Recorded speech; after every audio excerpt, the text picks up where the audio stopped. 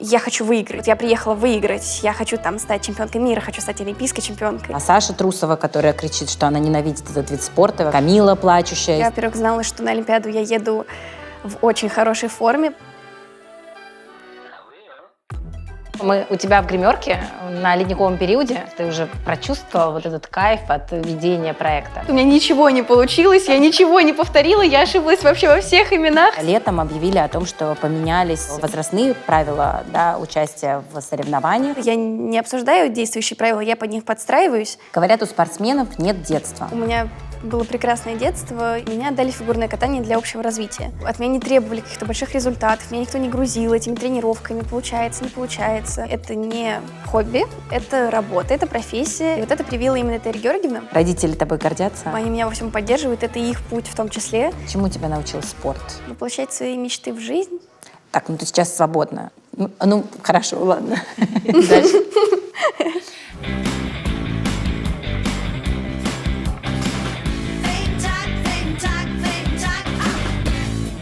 Всем привет, я Лаура Джугелия, и это «Надо обсудить». И мы сейчас в легендарном ледовом дворце «Хрустальный», где тренируются олимпийские чемпионы. Но мы сегодня приехали сюда ради Ани Щербаковой, которая прямо сейчас здесь занимается.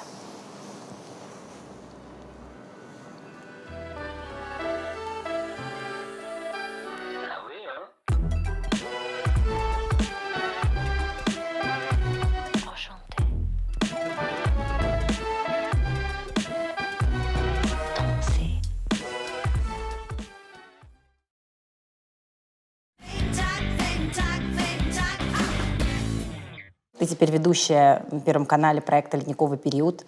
Вот расскажи, как ты себя чувствуешь в этой новой роли для тебя?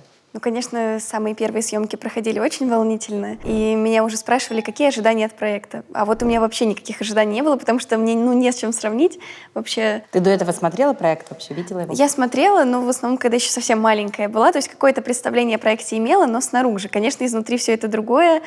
И впервые в роли ведущей. Первые, да, разы, конечно, нервничала, но сейчас уже постепенно вливаюсь, уже над какими-то своими недочетами работаю, и, в принципе, прогресс есть. Добрый вечер, друзья!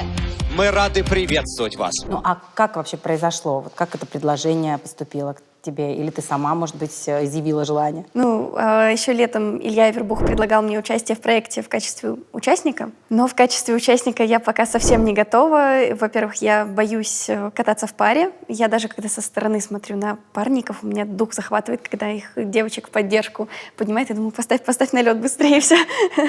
Вот, поэтому пока, наверное, не готова была в такой роли. Вот, через какое-то время допрашивали, может быть, в другой роли в какой-нибудь. Я говорю, ну, если нужно просто разговаривать, не кататься, то, может быть, я бы попробовала. Вот. И буквально за несколько дней до проекта мне финальное решение сказали. Я так, да, удивилась, но сразу начала там пересматривать выпуски, чтобы подготовиться. Ну, ты какие-то пробы проходила, вот как-то, не знаю, делали какой-то кастинг или, ну, не кастинг, условно. Нет, такого не было, но когда мне сказали, что, возможно, буду в роли ведущей, я, да, начала заниматься, брала уроки, и мне чуть-чуть рассказали все-таки о том, уроки что меня по ждет. речи. Да, но там скорее что-то, сборная такая солянка, можно сказать. Там и по речи было, и просто какие-то мелочи мне рассказывали, там, как держать микрофон, как держаться в кадре. Просто, наверное, чтобы я чуть спокойнее себя чувствовала. Ань, ну что, мы у тебя в гримерке на ледниковом периоде. Это прям твоя личная гримерка? Нет, мы здесь вместе с Алиной, но на самом деле здесь гримерки не очень-то задействуются. Нас разве что вот как раз-таки гримируют здесь. Вот это твой стол? Используем по назначению. Да, здесь сижу я, здесь сидит Алина. А дальше, как только начинается съемка, перерыв у нас обычно иногда 10 минут, иногда его вообще нет. Поэтому здесь вот исключительно гримируемся, а дальше весь день у льда на съемке. На самом деле у вас все равно отдельная все-таки гримерка, потому что там есть общая, где уже гримируют всех. То есть вас все-таки отдельно выделили. Ведущих. Да, как ведущих, важные дамы. А что у тебя тут на столе? У тебя, значит, здесь сценарий. Да, с утра нам приносят сценарий. То есть он все-таки существует, этот сценарий, ты его видишь?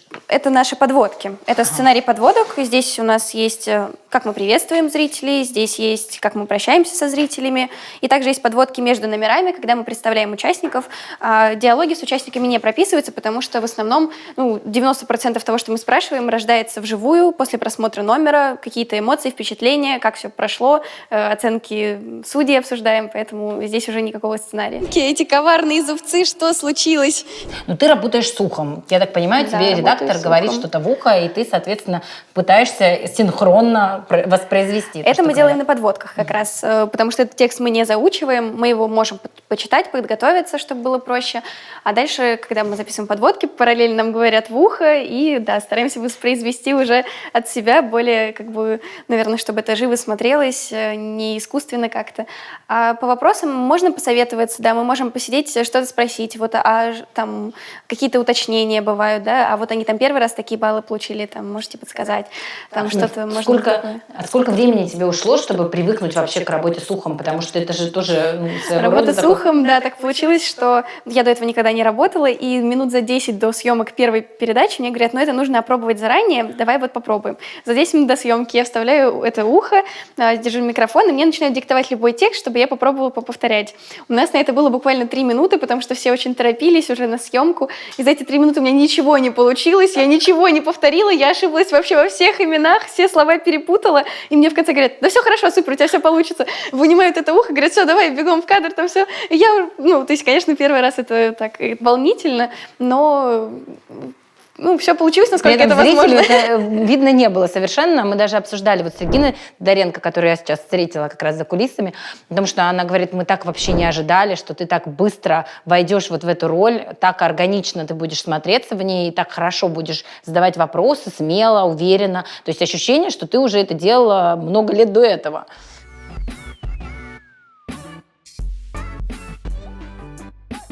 В своей работе я очень мобильна. В течение дня я пишу посты в свой телеграм-канал, планирую будущий контент и отсматриваю материалы со съемок. И телефона не всегда хватает для выполнения таких задач. Сегодня я хотела бы поделиться с вами своей недавней находкой. Это ноутбук Prestige 14 EVO бренда MSI. Он отлично подойдет фрилансерам, менеджерам, а также тем, кто регулярно создает контент и кому важна высокая производительность рабочего ноутбука, функциональность и долгий заряд. Благодаря высокому разрешению, точной цветопередаче и встроенным приложениям для творчества вы можете еще эффективнее выполнять рабочие и личные задачи, будь то графический дизайн, копирайтинг или редактирование фото и видео. В то же время ноутбук тонкий, невесомый и выглядит очень стильно и презентабельно за счет алюминиевого корпуса, а главное, влезает в мою сумку. Я заметила, как удобно мне стало контролировать рабочие процессы, и я получаю удовольствие от его функционала. Круто, что создаются такие технологичные продукты для творческих и активных людей. Конечно, мне приятно, когда меня так поддерживают, хвалят, потому что это все-таки какую-то уверенность, наверное, придает, помогает и в кадре понимать, что я все делаю правильно, но лично я вижу большую разницу. Мне кажется, первые выпуски я старалась общаться с ребятами, мне кажется, что это неплохо получалось, но я вижу большую разницу просто в подаче. Сейчас я намного увереннее себя чувствую, если до этого для меня там каждый вопрос был таким довольно нервным, и это по мне видно, что, может, это как-то, не знаю, в чем это выражается, но я вижу какую-то легкую там сомнение, Ты просто неуверенность. себя знаешь, поэтому Да, ты видишь. может быть. Зритель нет. То сейчас я намного это спокойнее делаю, и мне кажется, что я вижу разницу в кадре, и мне тоже радостно, что я все-таки расту, прогрессирую, а не я не стою на месте. Ну, ты вошла во вкус, ты уже прочувствовала вот этот кайф от ведения проекта. Наверное, и да, и нет. То есть могу сказать, что уже я не волнуюсь, уже стараюсь просто держусь намного увереннее не только визуально, но и внутренне. В целом могу сказать, что где-то сложности свои присутствуют. Я уже говорила, что я не самый общительный человек в жизни, и бывает, что после длительной программы, где я со всеми общаюсь, все супер, дальше возвращаюсь домой, и тоже такое опустошение какое-то, что всю себя там оставила. Такое бывает тоже, но мне очень интересно, в принципе, опыт очень классный. Но сегодня, получается, последнюю программу вы снимаете, это финал, и вот есть какая-то легкая грусть у тебя сейчас? Тоже эмоции смешанные. С одной стороны, есть ощущение, что я только вошла во вкус, только освоилась здесь, адаптировалась, и уже намного передача проходит для меня без какого-то такого постоянного шока, все так ровненько, и мне нравится прогрессировать. работать над собой, но при этом, наверное, тоже есть такое ощущение удовлетворения, что вот уже проект подходит к концу, и что он для меня был не зря, он уже в мою жизнь много чего привнес. Есть тоже чувство какой-то радости и благодарности, что это было, и все супер, и, наверное, все ожиданий особо не было, но если бы они были, то все точно оправдалось, и даже более чем. Ты с кем-то подружилась на проекте? Ну, на самом деле мы видимся только на съемках, а на съемках я постоянно в кадре, постоянно с микрофоном, и в основном почти все наше общение, оно происходит в кадре. Вот. Но, конечно, так за кадром могу сказать, что мы стали хорошими знакомыми со многими участниками, и очень меня все поддерживают. Мы видимся там перед съемками, я иногда прихожу на репетиции, и я их поддерживаю, и они меня. То есть очень классно все. То есть не получилось просто выстроить какие-то новые дружеские Я не могу сказать, да, мы не отношения? ходим никуда вне съемок, у всех свой невероятно загруженный график, и в связи, опять же, с ледниковым периодом, где у ребят невероятное количество репетиций, я просто там преклоняюсь перед ними, хотя у нас там своих тренировок, да, много, но что ради проекта именно они столько работают, это на самом деле. Ну а вот когда ты смотрела, наблюдала за какими-то парами, кто вот для тебя больше прогресс сделал? Да все, я не буду выделять поименно, наверное, потому что Ну вот просто именно прогресс. Вот ты видела я в вижу начале их всех, проекта. я вижу, сколько они работают, сколько трудятся, и здесь невозможно кого-то, наоборот, выделить в худшую сторону. Абсолютно все спрогрессировали, все очень стараются, и ко всем с такой уже теплотой и душой относишься, потому что я вижу, как там иногда им сложно, как они с этим справляются. Поэтому там, ко всем очень теплые эмоции и отношения. Как тебе с Лешей Игудиным в паре работать? Он тебе помогает, подсказывает? Прекрасно. С ним очень легко работается. Он очень не поддерживает, плюс он постоянно такая веселая атмосфера с ним на съемках, постоянно шутит. Там и зал в восторге, и все в восторге. На него невозможно вообще, мне кажется, ругаться никому, потому что вот такой человек просто. Но он И- какие-то давал тебе советы, когда вы Конечно, начинали? да, бывает, он где-то подсказывает, как лучше. Там, бывает тоже, если он там где-то поддержит, скажет, там, что у меня хорошо что-то получается, или наоборот подскажет, как чтобы было лучше. Так что, да, это с ним очень легко работать. А вообще, вот если говорить про Илью Авербуха, да, или Александра Жулина, с кем-то из них удалось как-то пообщаться поближе? Ну, с Ильей Авербухом мы работали уже летом во время его шоу, и он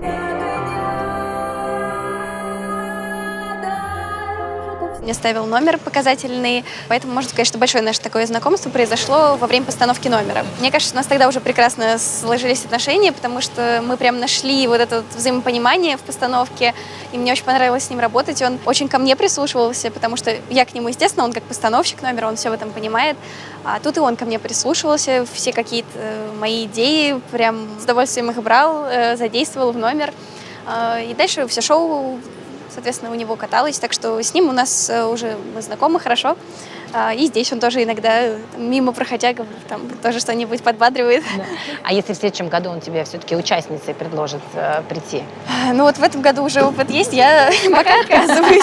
Не знаю, Я знаю, посмотрим. может быть, следующий этап. Пока что я точно не готова. Пока это не твоя мечта встать в пару с кем-то. Вообще нет.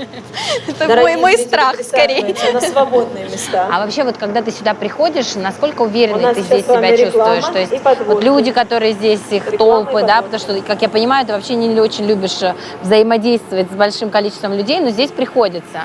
Да, но, наверное, также, вот как я говорила, первые несколько То, съемок, что наверное, ты назвал вот... это косметичка, я тебе никогда не прощу, понял?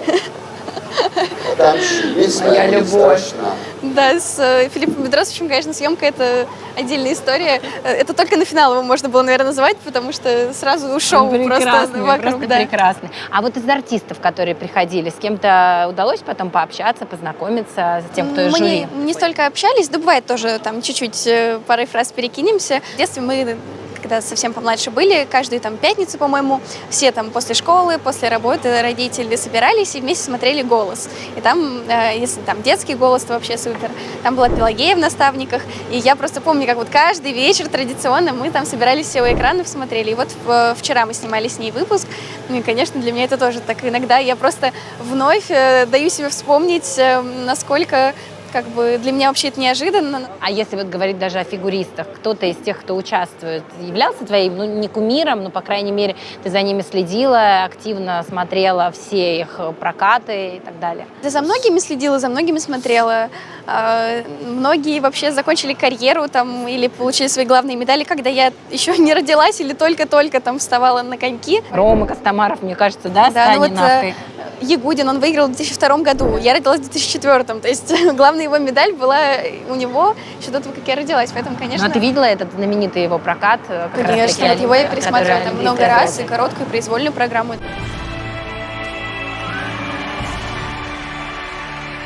Это легендарные, да, и прокаты, и программы. Первое время было тяжело и непривычно, что мы с ними наравне, то есть меня никто не воспринимает как там ребенка, да, а прекрасно наравне со всеми общаемся, и мне, конечно, надо было привыкнуть к этому какое-то время, но сейчас все супер, классно.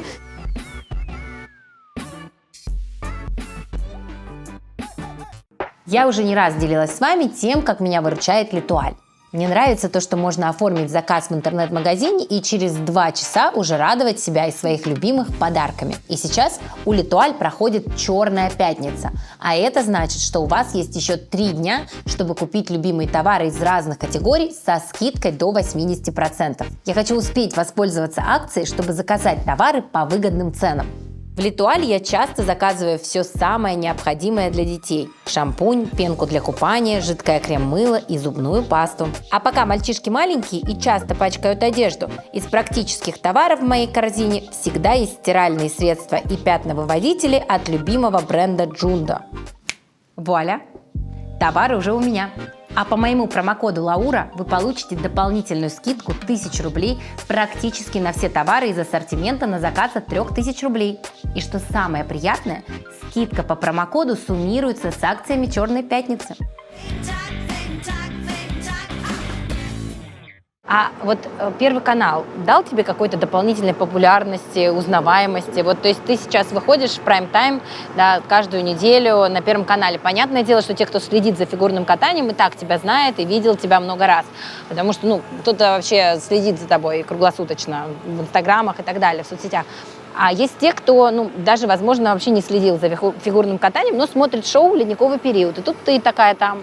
Вот есть ощущение того, что как будто бы узнаваемость усилилась после того, как ты стала ведущей этого проекта? На самом деле, Первый канал с фигурным катанием сотрудничает уже очень давно, да. И там огромная благодарность за то, что фигурное катание — это такой народный вид спорта, это как раз-таки Первому каналу. Уже давно все наши там соревнования транслируют, очень много, в принципе... Документальные фильмы Да, делают, и они не просто показывают, они на самом деле очень много своих каких-то интересных идей вносят, очень много придумывают, какие-то интересные разнообразные там проекты, идеи, развивают и фигуристов, и мы открываемся все с новой стороны, можно сказать. Поэтому Первому каналу уже давно огромное спасибо за, в принципе, популярность всего фигурного катания.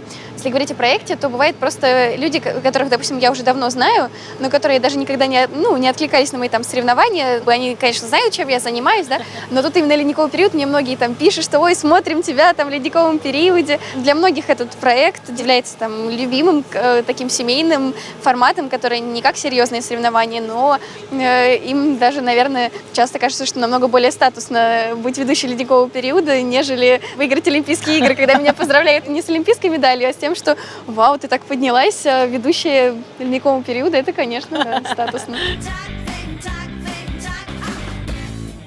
У тебя сейчас перерыв между соревнованиями. Как я понимаю, после Олимпиады ты временно приостановила соревновательную деятельность, так скажем. Наверное, не совсем так, потому что после Олимпиады это была для нас все-таки такая середина сезона, и я докатала до конца сезона. У нас еще планировался чемпионат мира, вместо него был Кубок Первого канала, но так или иначе до конца сезона я все докатала.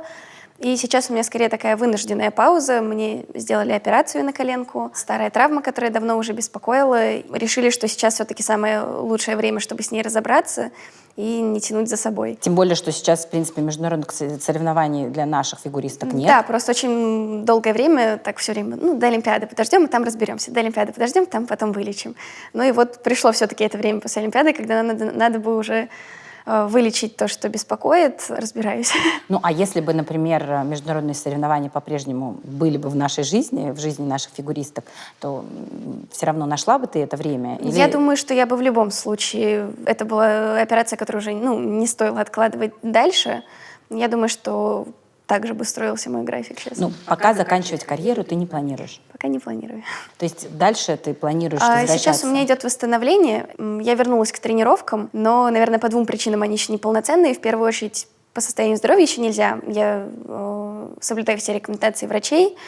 и постепенно к нагрузкам возвращаюсь. И, во-вторых, у меня сейчас очень много проектов, очень занятой график. Вот так одно, другое, третье, и получается, что там 3-4 дня на неделе всегда заняты, и в остальное время прихожу уже на тренировки. Поэтому от съемок я отдыхаю на катке, а от тренировок отдыхаю на съемках. А когда ты вообще в полной степени вернешься в тренировочный процесс? Ты об этом думала? Общалась с врачами? Что они говорят? Там все индивидуально. Постепенно повышаю нагрузки. Стараюсь, в принципе, на каждой тренировке по чуть-чуть вперед идти, на месте не стоять.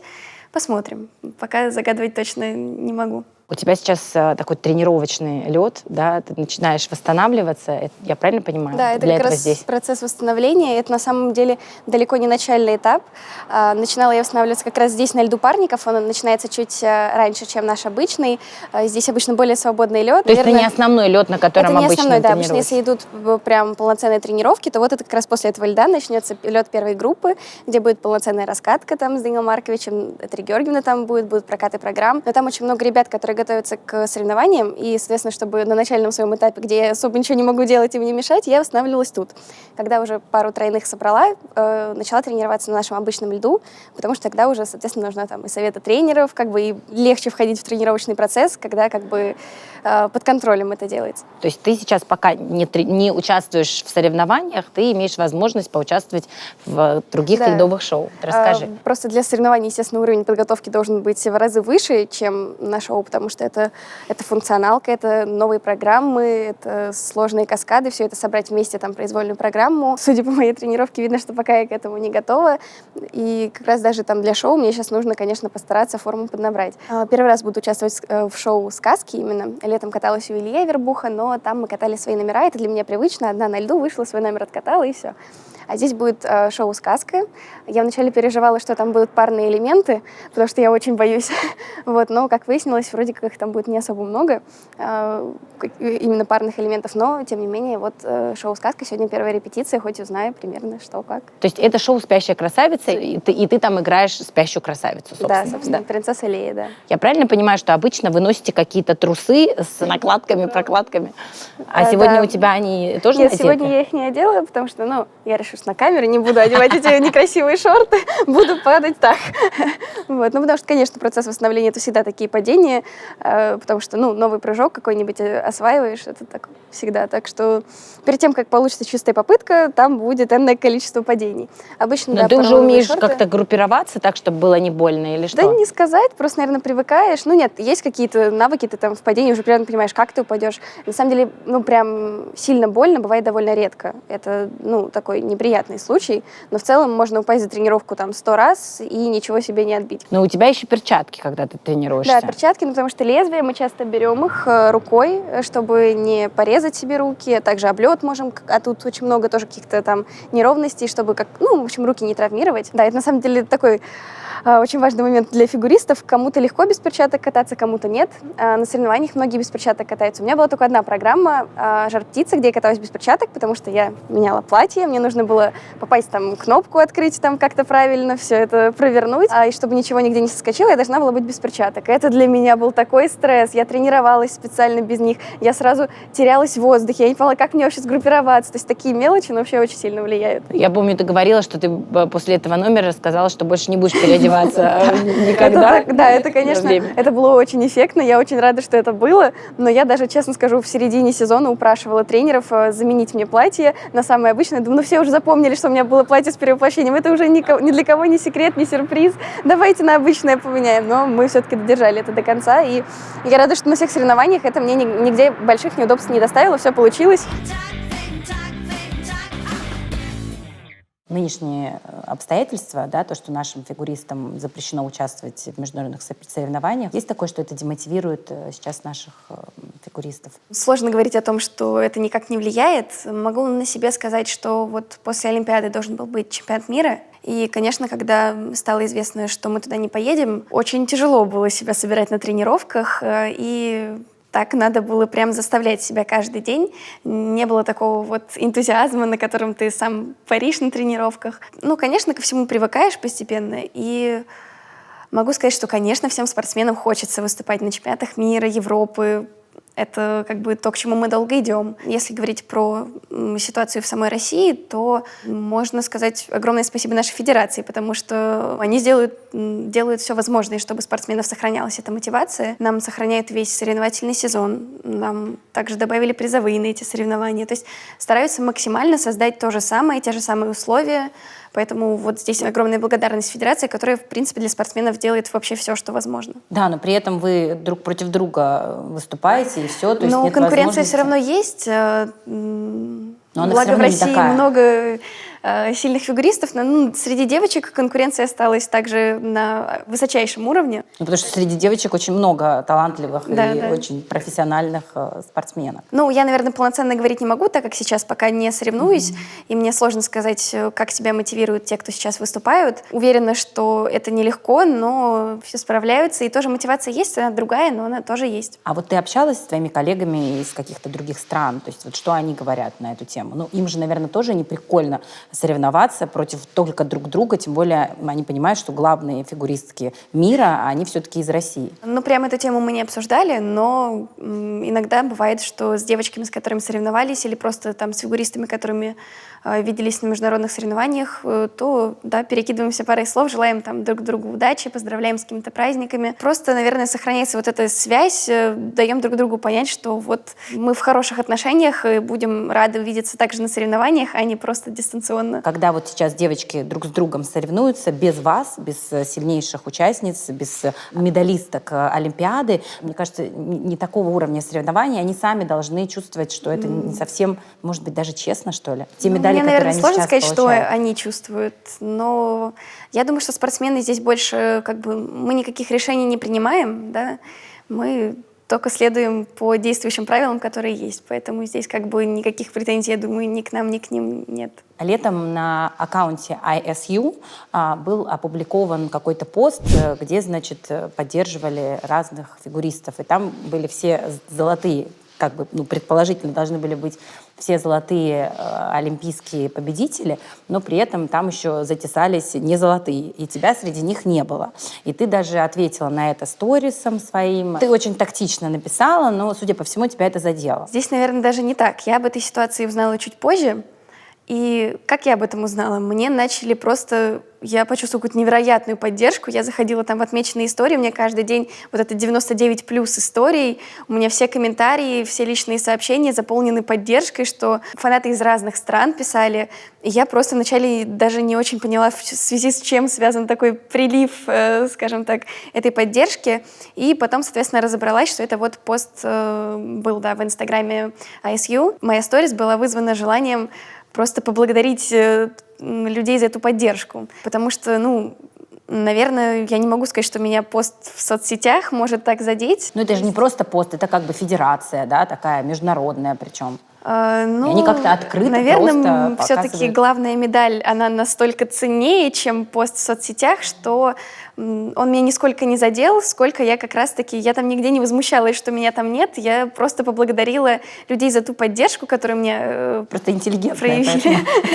Наверное, от той ситуации у меня больше осталось в итоге. На исходе даже приятных эмоций, насколько я почувствовала вот отдачу и любовь людей, которые, в свою очередь, наверное, увидели в этом какую-то несправедливость.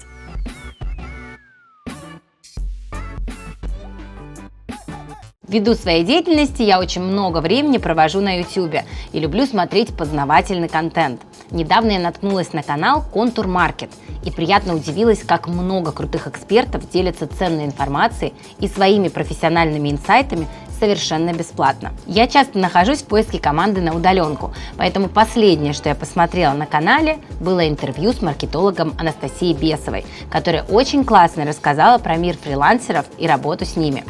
Я нашла для себя много ответов о том, как мне, как заказчику, выстраивать работу с фрилансерами. А еще героиня поделилась подробным чек-листом на эту тему и объяснила все на примере. Берем всю работу с потенциальным фрилансером. У нас есть канал, на котором мы с тобой сейчас находимся.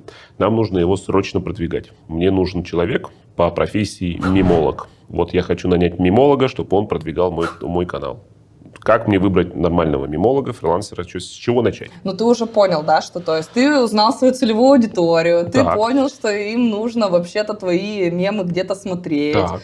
ты понял, что эта аудитория любит конкретно такие мемы с кошечками, а с собачками мемы они не любят. Подписывайтесь на канал Контур Маркет и становитесь крутыми экспертами в управлении бизнесом и не только. А для начинающих предпринимателей этот канал будет особенно ценным. А ты согласовывала этот пост с кем-то? Я, написала этот текст и перед публикацией отправила маме. Говорю, как считаешь, нормально, если я напишу? Она просто такой смайлик. Все супер. Поддержала, да? С федерацией ты нашей, российской, ты ни с Нет, кем не я там советовалась? никаких громких заявлений не делала. По сути, я поблагодарила за поддержку тех, кто меня поддержал. Вот все. Ну, ты зато их аккаунт все-таки отметила, поэтому, чтобы они все-таки заметили. От них не последовало ответа никакого? Нет, ответа никого не было. Но сейчас летом объявили о том, что поменялись, получается, правила участия. Во-первых, возрастные правила, да, участия в соревнованиях международных, и плюс еще поменяли правила по выставлению оценок. Если правила по выставлению оценок поймут только те, кто реально разбираются в фигурном катании, насколько это сложнее, нужно номера теперь готовить, чтобы получать те же баллы, то относительно возрастного ценза, мне кажется, это, очевидно, коснулось... Это такой, был насущный вопрос. Очень много лет он обсуждался, и я думаю, что было очевидно, что в какой-то момент это произойдет. Со своей стороны могу сказать, что как спортсменка, я всегда это говорила, я не обсуждаю действующие правила, я под них подстраиваюсь. Не я их придумываю, но я им следую. Наверное, все-таки, если порассуждать на эту тему, интереснее соревноваться с сильнейшими. В 15 лет у тебя твой пик твоей формы, хоть он в 20 лет, но интереснее, что те, у кого сейчас пик формы, чтобы они были на самых крутых соревнованиях, да, чтобы все-таки чемпионат мира это был сильнейший турнир, Олимпиада была сильнейшим соревнованием. На мой взгляд, мне бы было интереснее смотреть, чтобы на Олимпиаде все-таки сильнейшие фигуристы выступали. А может быть, это было все-таки сделано против спортсменок Этери? Многие ее спортсменки становились чемпионками и олимпийскими чемпионками как раз там в 15 лет. В 14-15 лет они начинали... Мне кажется, это было и раньше. Там всегда в пример приводят тоже Тару Липински, которая тоже, насколько я помню, в 15 лет выиграла. Я не думаю, что здесь какой-то... Просто наши девочки, получается, все в очень Я думаю, это возрасте. не столько заговор против нас, сколько, наверное, просто желание, может, действительно считают, что так будет лучше для здоровья юных спортсменов. Я на эту ситуацию под разными углами смотрю. Психологического здоровья или физического? Наверное, да. Если считается, что мы с 18 лет становимся все-таки ответственными за себя, да, совершеннолетними, то, возможно, им хочется, чтобы на взрослых соревнованиях были те, кто сами за себя ответственность несут. То есть ты не видишь это Я никак это решение не принимаю, я могу просто, спорта. Я в этом заговора не вижу, да, поэтому могу просто с разных углов посмотреть на эту ситуацию. Твой пик, как ты думаешь, он уже наступил, он уже был или еще впереди? Ни для кого не секрет, что у всех девочек есть этот переходный возраст, в который ты меняешься, в который, наверное, тяжелее становится как-то. Посмотрим. Для всех есть прекрасный пример Лизы Туктамышевой, да, которая 25 и будет 26 в декабре. Которая прекрасно соревнуется с юными фигуристками, исполняет на тренировках четверные прыжки, так что у каждого по-разному своя судьба. То есть в конце твоей уже карьеры спортивной будем уже обсуждать, когда все-таки был пик. Да. Сейчас будет сложно сказать, конечно, выводы. Да. Если все-таки говорить о этом цензе, сейчас Софья Акатьева не сможет участвовать в международных соревнованиях до 18 лет, потому что она как раз родилась 7, по-моему, или 6 июля. Да, она буквально на неделю не успела. На неделю позже. Не успела на неделю, из-за этого на 2 или на 3 года позже выйдет. Ты с ней общалась на эту тему, она, наверное, расстроена тем, что она не может показать. Мне кажется, она тоже как-то к этому готовилась, уже разговоры об этом шли. То, что я, в принципе, общалась с девочками помладше, да, наверное, больше даже из-за того, что они сейчас не выходят на международную арену, мне кажется, что у них мотивация сохраняется все равно, потому что для них даже выйти на российских соревнованиях со взрослыми соревноваться, это уже рост в каком-то смысле. Они уже выходят и что-то доказывают. Я еще слышала, что буквально недавно кто-то из как раз-таки АСУ тоже сказал, что нельзя смешивать политику и спорт. Вроде сначала сказали, что можно, а потом сказали, что нельзя. Я первое время, наверное, читала это все, а потом поняла, что очень много об этом говорят, и учитывая, что действия пока никакие не происходят, то я перестала читать. Просто зачем постоянно гложить себя какими-то надеждами, или просто, наверное, зачем обдумывать это? Будет решение, я буду очень рада. Нет его, я тогда и, в принципе, уже не читаю все, что там говорят, обсуждают. Ну, все-таки нам показалось всем, мы очень будем рады, если действительно какое-то потепление произойдет, потому что, конечно, нам всем очень хочется, чтобы наши девочки и мальчики, собственно, и парники, да, чтобы все они участвовали на международных соревнованиях. Огромный плюс, что у нас здесь не потухает фигурное катание, что мы его поддерживаем, что вообще делают все возможное для фигурного катания. Надеюсь, как можно скорее произойдет это возвращение. Ребята точно все будут во всеоружии и готовы вновь ворваться на международную арену. И мне кажется, для фигуристов, для них главное соревнование в их жизни — это все-таки Олимпиада. Ну, наверное, так или иначе, это правда. При том, что я всегда была сторонницей того, что не любила заранее загадывать, не любила за несколько лет до говорить, что вот Олимпиада, Олимпиада. Я всегда в голове у себя любила такой более, наверное, реалистичный подход, что вот я вхожу в сезон, я знаю, в какой я форме, я знаю, какие у меня шансы на этот сезон. И я себе уже ставлю на него цели. И даже года за 2 до Олимпиады я любые мысли об Олимпиаде вообще гнала куда подальше, потому что я считаю, что можно и без вот этих постоянных мыслей идти к своей цели, и чтобы не было потом вот этих каких-то нереализованных амбиций в пределах 2-3 лет, но точно не с детства. Вот грезить Олимпиадой, да, потому что столько всего в жизни еще произойдет, столько детей, которые будут мечтать об этой Олимпиаде, дойдет буквально там по пальцам пересчитать.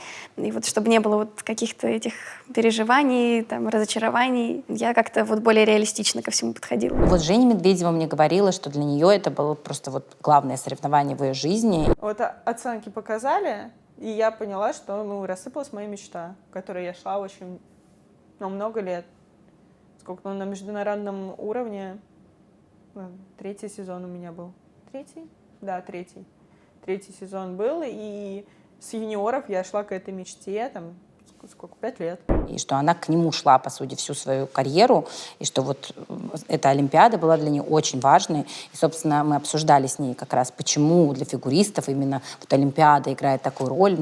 Хорошо, очень много же других соревнований. Честно скажу, когда я была помладше, из-за того, что, наверное, мне никто не говорил особо про Олимпиаду, я сама не очень понимала. Мне казалось, что чемпионат мира, там же все те же фигуристы соревнуются, в чем вообще разница заключается чемпионат мира, Олимпиада.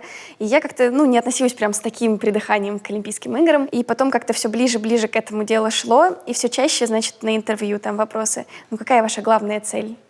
И там бывало даже говорили, Олимпиада, Олимпиада. И все вроде отвечают Олимпиада, я думаю, наверное, я буду какая-то не такая спортсменка, если я буду отвечать, что я там не мечтаю каждый день об Олимпиаде. Поэтому, конечно, тоже иногда говорила, что, конечно, как и для любого спортсмена, главная цель — Олимпиада. Наверное, так заранее идет вот это нагнетание к Олимпийским играм, что так или иначе, вот даже я, которой не было с детства такого, все равно приезжаешь на Олимпиаду, и у тебя, вот кажется, что это как что-то невероятное вокруг тебя происходит. И, как я говорила, что... Попадаешь под это влияние. Да, это так долго в тебе это все накручивается вообще. И, конечно, последний вот этот сезон, когда ты изо дня в день слышишь, через несколько месяцев Олимпиада, ты там должен быть готов к Олимпиаде. Вот я говорю, у меня мурашки сейчас идут. То, что было в Пекине, это для меня отдельная маленькая жизнь. Вначале просто это говорила, а потом поняла, почему. Потому что ты за минуту, находясь в Олимпийской деревне, переживаешь столько эмоций, сколько за неделю в обычной жизни. Все эмоции, пережитые на Олимпиаде, можно умножать на 10, я не знаю, на 10, на 20. Каждый день там имел такое же значение на мою жизнь, что и, наверное, месяц в обычной жизни. Поэтому, конечно, вот эта отдельная жизнь реально, и находясь там, ты уже понимаешь, почему все так особенно рассказывают об Олимпиаде, почему для всех спортсменов это такой главный особенный старт. Не сравнится вообще по атмосфере с другими. Ты туда ехала не фавориткой, потому что у тебя был накануне чемпионат, и ты там взяла 3-е место, и, в принципе, никто о тебе там не говорил, как Аня Щербакова сейчас едет фавориткой за золотом. То есть говорили, естественно, наши девочки, все там едут, но в основном выделяли все-таки Камилу Валиеву и говорили о том, что скорее всего, Камила возьмет золото. И вокруг ее имени было очень много обсуждений. И плюс про Сашу Трусову тоже, естественно, говорили, обсуждали. То есть не было такого, что на одного человека делается какая-то ставка. Ты сама, когда туда ехала, и ты читала вообще, что пишут, что говорят, и да, с какими эмоциями? Я еще читала вообще все. В принципе, получается, что всю мою как бы взрослую карьеру, сколько я 3 года вот уже соревновалась. По сути, вообще всегда читала любые новости. Я могла там тренировкой перед произвольной программой, я выхожу с тренировки, раз там открываю новости, что выложили с тренировки, что пишут про тренировку. На Олимпиаде там же мы вообще постоянно под прицелом камер. Каждое движение. Да, журналисты вообще обо всем писали. И вот я могла там каждый день... Я прожила свой день, а теперь я посмотрю, что про этот день пишут в интернете. А там бывает сходится, бывает вообще что-нибудь кардинально другое. Ну, то есть я вообще все читала, но никогда ни разу не было такого, чтобы в спортивной карьере, наверное, на меня это сильно влияло. Я очень спокойно к этому всегда относилась. Наверное, вот опять же мой какой-то реалистичный подход мне как-то помогал. Тебя не обижало, не задевало, что как будто бы, то есть выделяют какую-то другую фигуристку, не тебя? Нет, меня это нисколько не обижало, не задевало. Я свои силы трезво оценивала. Я, во-первых, знала, что на Олимпиаду я еду в очень хорошей форме, потому что, начиная с первого дня, вот мы приехали за 2 недели до начала личных соревнований. Я приехала, у меня с первых дней очень хорошо пошли тренировки. Я понимала, что на Олимпиаде форма у меня будет намного лучше, чем была на предыдущих стартах, что я свой контент определенно буду усложнять. И я знала, что мне важно сделать все свое, понимала, что у меня абсолютно хорошие шансы, я не рассчитывала... И вот программа сама, да, у тебя такая действительно насыщенная, и с такой программой можно победить. Я не рассчитывала ни на то, что я буду ни золотая, ни серебряная, ни бронзовая, ни вне пьедестала. Я о местах не думала. Я знала, что вот я приезжаю, это мой главный старт в жизни, и у меня вот есть все шансы сделать на нем все по максимуму. И вот эта мысль меня очень бодрила. И потом, когда ты, соответственно, уже катала произвольную, ты понимала вообще, что вот это, в принципе, прокат чемпионки? Нет, честно говорю, не понимала. Я понимала, что вот я для себя чемпионка. Я понимала, что у меня был такой вызов справиться с задачей максимум. То есть то, что я выходила катать на льду, это был самый сложный для меня контент. И даже так я потом задумалась и поняла, что вот именно в таком виде программу я на тренировке даже ни разу не катала. Я поняла, что я пробовала какие-то другие варианты контента, даже, может быть, где-то чуть сложнее, но вот именно такого даже ни разу не катала на тренировке. Я для себя буду чемпионкой, если я с ним справлюсь. Я с ним справилась, и для меня это было уже высшая радость. Для себя я справилась в тот момент, когда закончила произвольную программу. О чем ты думала, когда ты каталась? Какие были мысли у тебя? Был максимально вообще такой хладнокровный подход, наверное. Вообще даже со стороны сложно представить, что в момент, когда вот главное событие твоей жизни, ты можешь очень трезво и спокойно оценивать ситуацию, но тогда это получилось. Наверное, вот как-то я была очень хорошо готова к Олимпийским играм морально, потому что до этого у меня уже 2 года было во взрослых. Постепенно я к ним подошла, и они не на голову мне свалились из ниоткуда, а как-то вот все-таки морально я к ним была готова. И катаясь в короткой, в произвольной программе, я вообще сама поражаюсь, насколько я отдавала себе отчет вообще каждую секунду, что происходит на льду. Я помню каждое движение, потому что нигде не дала себе вот слабину отпуститься и как пойдет кататься.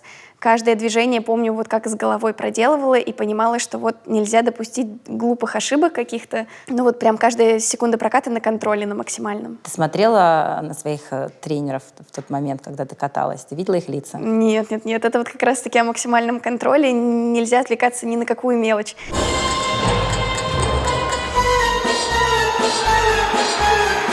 Вот каждую секунду я думаю о том движении, которое я делаю. Я контролирую вообще каждый мускул своего тела, чтобы ничего мне не помешало, никакая вот мелочь. Но вот ты, когда уже села в конце, ждала оценки, вот какие у тебя были мысли? Такие, наверное... Что я справилась. Я справилась, да.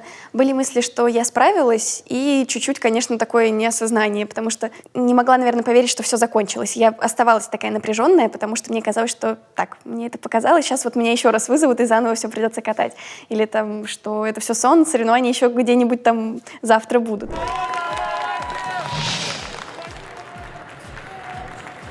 То есть не могла чуть-чуть себя отпустить. Из-за сверхконтроля не было такого момента, что вот камень с плеч упал, вот чуть-чуть я оставалась такая напряженная еще в ближайшее время. То есть вроде по голове понимала, что все, можно выдохнуть, я справилась, но еще вот какой-то контроль оставался такой. А тренеры что говорили тебе? Что Мне вы кажется, там в мы не особо обсуждали? общительные в тот момент были.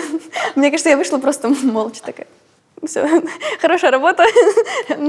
Не знаю, просто, наверное, о том, что вот справились, молодцы. Прямо перед баллами, по-моему, обсудили Я сказала, на какие баллы примерно, я думаю, там, Совпало? рассчитываю. Да, совпало примерно столько, сколько ожидала, потому что прямо перед этим был чемпионат Европы, и я от него отталкивалась, что там я каталась с одним четверным, были такие-то баллы, если просто приплюсовать еще один четверной, то будут такие. То есть, по-моему, я даже увидела, сколько мне нужно для лидерства, и, выйдя со льда, просто посчитала, что как бы если отталкиваться от логичных как бы баллов, то, скорее всего, будет столько-то. Ты же ехала туда, ты видела программу девочек, которые тоже должны были кататься и выступать с этой программой. Если разбирать их программу и твою программу, насколько вот, если бы вы все чисто откатали все обе программы, вот кто бы взял золото? Если вот брать расклад, как мы выступили в итоге, конечно, объективно, если бы Саша Трусова выполнила абсолютно весь свой контент чисто, то она бы меня по баллам превзошла. Вот. Но соревнование, наверное, в том и заключается, что кто-то идет на риск, который где-то не удается. У меня тоже была там не самая простая задача. Я, выходя на лед, знала, что я не имею права ни на одну малейшую помарочку. Поэтому в этом тоже есть своя сложность, когда ты знаешь, что вот один раз споткнулась, и все. Как бы ты уже задачу свою не выполнил. То есть я для себя понимала, что не спущу с себя вот вообще ни малейшую огреху какую-то. При том, что для меня мой набор, конечно, был тоже максимальным на тот момент. И там, второй четверной я вставила, как бы в сезоне с ним не каталась. Вот, хотя, конечно, на тренировках были мысли и с 3 поехать. На тренировках этот контент даже удался, вот, но именно в момент старта я понимала, что это будет неоправданно, что я за этот контент не отвечаю, как бы можно так сказать. То есть если я в нем ошибусь, я даже себя не смогу спросить, потому что я пошла на неоправданный риск. А тот контент, на который я пошла, я знала, что я за него в ответе вот на все 100%, и каждая помарочка будет на моей совести.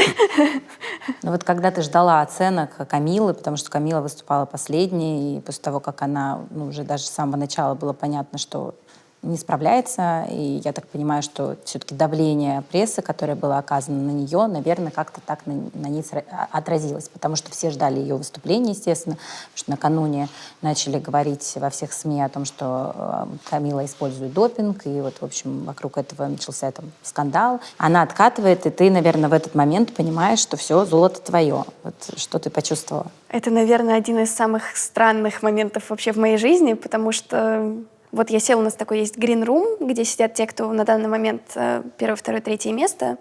И вот я, соответственно, выслушала свои баллы, села туда, и там был прокат Камилы. Сложно объяснить, с чем это связано, но с момента, как я там села, и с того момента все закончилось, уже там результаты объявили, я уходила брать мои эмоции, вот они вот так вот шли, и они ровно шли вот так вот все это время. Я не испытала вообще ничего, наверное, в тот момент. Не было ни радости, ни какого-то расстройства. Вот я просто, как бы не осознавала, что я вижу. И вот пустые глаза такие, я просто сидела и, наверное, в каких-то там своих мыслях копалась, вообще пыталась понять так, что это были Олимпийские игры. Получается, что они закончились, да? Получается, я хорошо выступила. Так, не сон ли это? Можно ли уже расслабиться? Или почему я все еще такая напряженная? Сижу, думаю, почему нету такой бешеной радости вообще от того, что закончилась Олимпиада? И вот ты сидишь, пытаешься сам себе по полочкам разложить вообще, что происходит. И так получилось, что вот я просидела весь прокат такая вот с пустым взглядом, объявляются результаты и как бы показывают меня. Я понимаю, что показывает меня, а я не знаю, какие у меня эмоций нет. Думаю, а надо ли мне какие-то эмоции показать, если их нет? И вот в итоге я так и не успела определиться, и у меня вот такой же пустой взгляд, мне так и показали, что я сижу в какую-то точку, смотрю и пытаюсь вообще осознать, кто я, где я, что происходит, что я должна чувствовать, что я чувствую. Вот действительно один из самых странных и непонятных моментов в моей жизни. Вот сейчас, спустя время, могу сказать, что, наверное, это было какое-то эмоциональное выгорание просто, что, как я говорю, все эмоции в Олимпийской деревне были помножены просто вот на 10, на 20. И их было так много, в каждый день я переживала столько всего, столько и радости, и каких-то переживаний, и там расстройства какого-то. Настолько большая концентрация эмоций была, что я вот себя до последнего держала, и когда произвольно закончилось, я себя отпустила, и вот, наверное, случилось вот это какое-то просто выгорание, что эмоции... Я устала переживать вообще разные эмоции, и радоваться, и расстраиваться, и еще долгое время в итоге просто эмоций практически не было. А не было это связано еще в том числе с тем, что там, Саша рядом с тобой плачет и кричит, что она вообще Это случилось уходит? до, то есть надо понимать, что я уже села в эту комнату, еще до этого всего у меня уже никаких эмоций не было. То есть не то, чтобы я тогда их испытала, и после этого их нет. Наверное, наверное, вот вся эта подготовка. Но это же Олимпиада, правда же, на человека, даже если ты не осознаешь, каждый день под таким давлением, ты знаешь, что на тебя там камеры, журналисты, и каждый день он так важен, и ты вот всего себя на 200% каждый день выкладываешься. На самом деле, такие резервные запасы достаешь. Я как бы сама себе иногда удивлялась, потому что, ну, тренировки на Олимпийских играх, не помню, чтобы я вот настолько на пике, вот каждые полчаса это максимальная самоотдача, и, наверное, настолько ты все свои резервы вот так вот сам не замечая того достаешь, и вот все из себя, и хорошо, что я это правильно вот сделала, что мне ровно хватило до этого проката, но настолько, наверное, все резервы организма вообще были как бы в тот момент истрачены, что вот такое долгое восстановление, там, ближайшие там где-то полгода я еще какая-то вот была такая вся потерянная, в каких-то своих мыслях постоянно, шок какой-то, и Да, вот состояние пост, эффекта. да, Состояние да. эффекта. Вот как будто бы я полгода находилась в состоянии эффекта. Такой мне кажется, пошоковый синдром. Да, такой, да, да. Вот мне кажется, все мои там, все, что я говорила, тогда можно вот делить на сколько, потому что, ну, она в состоянии эффекта, вот, не надо ее трогать. Слушай, ну вот все-таки, когда смотрели мы вот все эти кадры, да, где тебя поздравляют, ты обнимаешься, сзади Саша Трусова, которая кричит, что она ненавидит этот вид спорта, вообще из него уходит, и Камила плачущая, естественно, потому что ей не достается никакого призового места, она ехала вообще туда фавориткой. Вот это на тебе как-то вообще отразилось? Вот ты сама это анализировала? Ты как-то вообще реагировала Мне кажется, что на в тот это момент всё? каждая из нас переживала внутри какую-то свою историю, где-то, возможно, свою драму. Просто мы все разные, поэтому каждый по-разному ее проживал. Я абсолютно понимаю и эмоции девочек, и свои. Наверное, просто я такой человек, что я не так ярко, я не склонна вот к каким-то импульсивным решениям, в принципе. Я не так ярко проявляю свои эмоции, но может просто показаться, что я такая за всех переживаю. На самом деле у меня в тот момент тоже свои какие-то были эмоции и переживания, просто которые я не так там быстро, ярко там показываю, поэтому, наверное, у каждой из нас в тот момент была какая-то своя история, которую мы проживали. Но вы потом встретились, никто друг на друга не обиделся, естественно, Сейчас абсолютно у нас, да. Но это сейчас, я про тот момент говорю. Вот тогда там Саша не отвернулась от тебя, не сказала, что она с тобой не будет вообще стоять вместе? Тогда мы все друг друга не трогали. Наверное, вот не было у нас такого, что первое, что мы захотели сделать, все вместе посидеть и обсудить. Наверное, вот, ну, каждый должен был по-своему прожить эту ситуацию. Могу сказать, что у нас там все хорошо, никто ни на кого никаких обид, зла не держит, все. Ну, время прошло, потому что, видимо, уже все успокоилось. А вот как тренеры? Тренерам, мне кажется, в этой ситуации сложнее всех пришлось, потому что у них 3 девочки, их там 3 любимые фигуристки, которые все участницы, и одна там победительница, за которую хочется порадоваться, вторая при этом в слезах рыдает, говорит, что она уходит, а третья вообще не достается никакого места. Вот как они вообще Что в тот момент чувствовали тренеры, я, конечно, не знаю. Наверное, у них тоже как-то помножено на несколько все эмоции были. Я не знаю, честно, что переживали они. У них еще получается, да, не за одного человека. Если я переживаю свою историю, то они несколько историй параллельно вот так вот должны переживать. Не знаю, мы как-то эту тему не обсуждали. Тебя хотя бы похвалили тренеры за все-таки золотую медаль? Насколько это возможно, насколько это принято у нас. А вот как принято? Наверное, такой бурной радости у нас в принципе не принято. Вот я эту тему обсуждаю, у меня вот так вот все мышцы сжались, так чуть-чуть даже трясет. Все равно, при том, что сейчас я уже несколько раз, можно сказать, прожила все эти эмоции, уже в голове все улеглось. Тяжело подбирать слова правильные, потому что часто бывает, что эмоции словами даже не описать. Даня Маркович, по-моему, первое, что сказал, что-то не радуешься, что-то такое было, потому что это был как раз момент, когда я вот это вот сижу, какая-то у меня загрузка какая-то идет в голове. Он, соответственно, уже после всех результатов пришел поздравить. Первая фраза была что-то такая нерадостная, что-то не радуешься, что-то такое было. Пытаюсь вспомнить те моменты, поздравляю, ты справилась, или что, олимпийская чемпионка. Наверное, просто эти слова, они уже много значат. Обычно не хвалят, не принято у вас. В целом, наверное, да, похвала как-то это не совсем у нас принято. Ну да, мне просто Женя Медведева тоже говорила, что ее никогда не хвалил тренер, и для нее это было очень важно, чтобы ее хвалили. А просто есть, конечно, люди, которым это не так важно. Но На тебя при первом этом месте, хвалили, ничего себе. когда ты завоевывала какие-то места, когда ты куда-то попадала на какие-то отборочные. Мама с бабушкой, да. Тренер нет. Да, после первого чемпионата мира, возможно, мне это не особо нужно было, потому что, во-первых, мне было 15, и я вообще не сообразила, что произошло. После второго чемпионата мира хотелось, сильно очень хотелось. Я бы не сказала, наверное, что для меня это важно. Это тоже, наверное, все со спортом связано. есть ощущение, что я не совсем умею принимать похвалу, что если меня хвалят, у меня в голове, ну да ладно, да хватит, да не. Ну, то есть если это еще и человек какой-то сторонний, то мне кажется, да просто, наверное, ничего не понимает. Там, если хвалят, значит, наверное, не разбирается. Ну, то есть такое у меня какое-то... Или из вежливости, да? Да, вот есть всерьез как-то сложно воспринимать вообще похвалу, и я очень спокойно переношу критику, поэтому я на нее никогда не обижаюсь. Я не могу сказать, что мне когда-то было сложно, что вот меня не хвалят, или я жду какую-то похвалу. Наверное, я ее особо не ждала никогда. Просто для многих спортсменов наоборот. Очень важно, и они ради этого и катаются, чтобы их хвалили особенно близкие или тренер, потому что тренер — это как второй родитель уже в какой-то момент, потому что с ним ты проводишь даже больше времени, чем с родителями.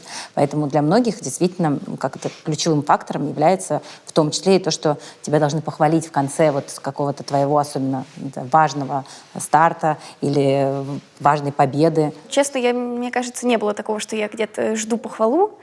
Наверное, это бывает не часто. Если бывает, то это, конечно, очень приятно. Это сразу особая там гордость какая-то. Вот. Но у меня часто бывало, что меня на тренировке за что-то похвалят, и я такую ответственность от этого чувствую. Думаю, так, теперь нельзя подвести. Вот я сейчас, если поеду, если у меня не получится, это же так стыдно будет. Меня только похвалили, а мне не получится. И я, наоборот, еще как-то... Я не могу сказать, что я человек, зависимый от какой-то похвалы вообще.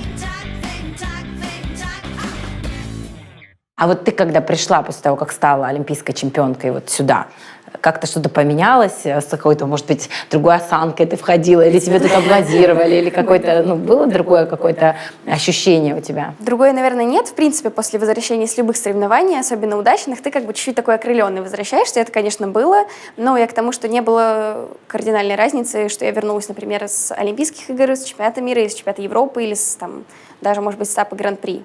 В целом всегда мы возвращаемся, нас часто поздравляют, потому что тут все разбираются, да, в фигурном катании, все смотрят, болеют, переживают. Если это важное соревнование, то все там на телевизоре тут бывает, в коридоре собираются, смотрят.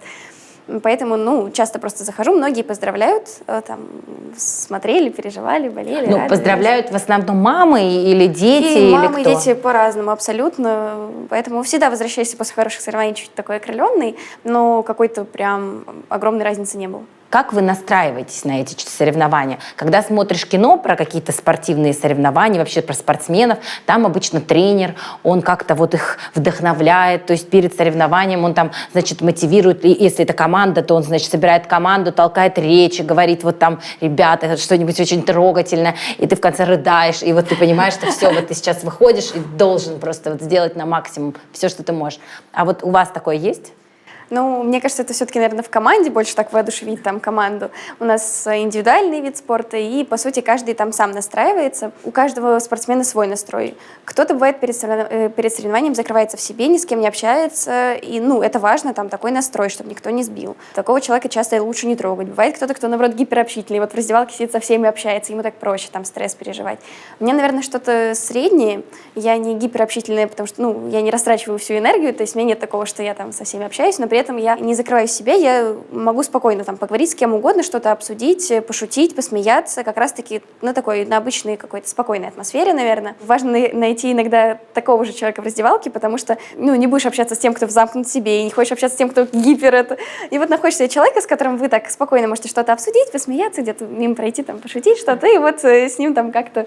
Мы, на самом деле, примерно так с Дашей Усачевой вообще первый раз познакомились. Мы вместе поехали на этап Кубка России в Сочи.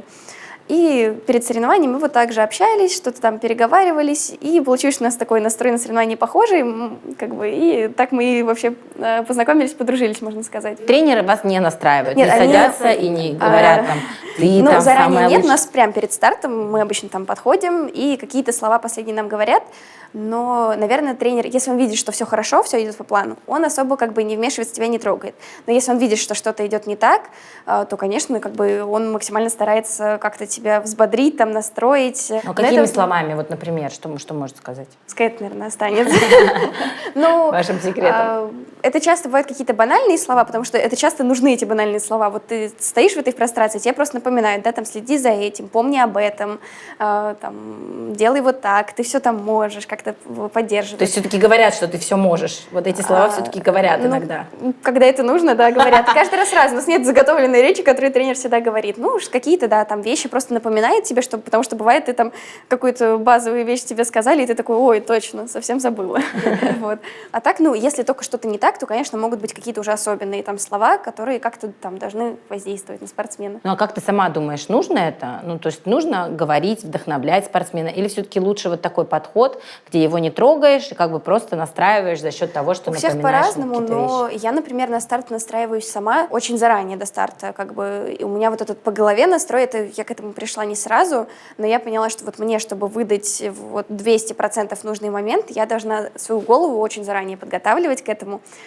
И даже знаю, что где у меня были какие-то ошибки, это вот, как бы, это было неизбежно, потому что еще за несколько часов до этого вот неправильно, можно сказать, работу над собой какую-то там провела. Я как-то всегда уже прихожу с таким настроем, который у меня уже заложен во мне, и мне часто, как бы, ну, тренер тоже видит, когда спортсмен открыто ищет какой-то поддержки, а когда он настроен в себе, как бы, и уже точно знает, что делать.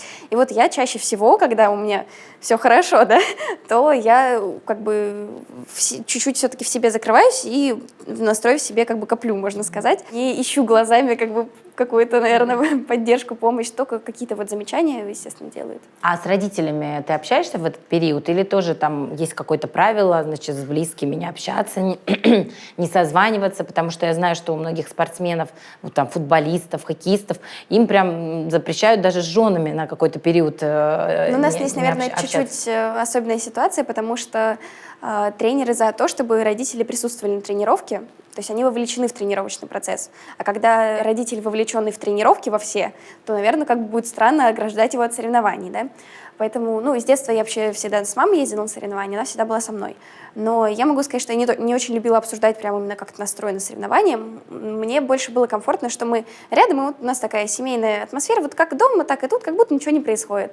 И так как-то по голове спокойней. Сейчас, когда уже постарше, одна езжу на соревнования, то я созваниваюсь после тренировки, рассказываю, что как прошло, потому что это для меня привычно. Я даже тут после тренировки часто звоню и рассказываю, что как. Там как-то мы обсуждали, и пришли к тому, что мама меня не спрашивает, ну как ты настроена, какой там настрой, что ты сегодня там покажешь. Мы просто общаемся, там просто может тоже поддержать. Мы поддерживаем общение, но не концентрируемся на соревнованиях.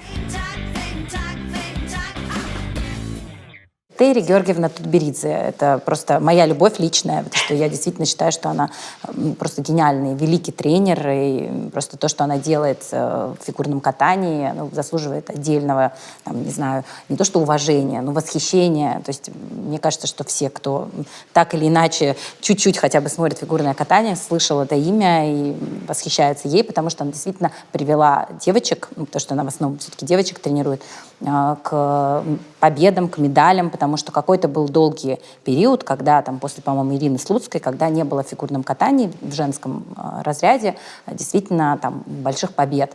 И вот в какой-то момент появляется Этери, которая начинает тренировать девочек, и, собственно, ты попадаешь к ней практически с самого начала, ну, с 9 лет, ты начинаешь там тренироваться. И, собственно, до сегодняшнего дня ты как бы в команде у Этери находишься, что очень, ну, как бы, не то что редкость, но очень многие девочки, так скажем, уходили от нее в какой-то момент. И Женя Медведева, Юлия Липницкая вообще закончила карьеру после Олимпиады и вообще ушла из спорта, со скандалом. В общем, как я понимаю, у них не очень хорошие отношения. Женя тоже ушла, потом возвращалась. В общем, так вот у нее было. И, соответственно, Саша Трусова, которая тоже и Косторная, да, которые тоже уходили, возвращались. В общем, все такое прочее. Ну, а Саша сейчас вообще ушла.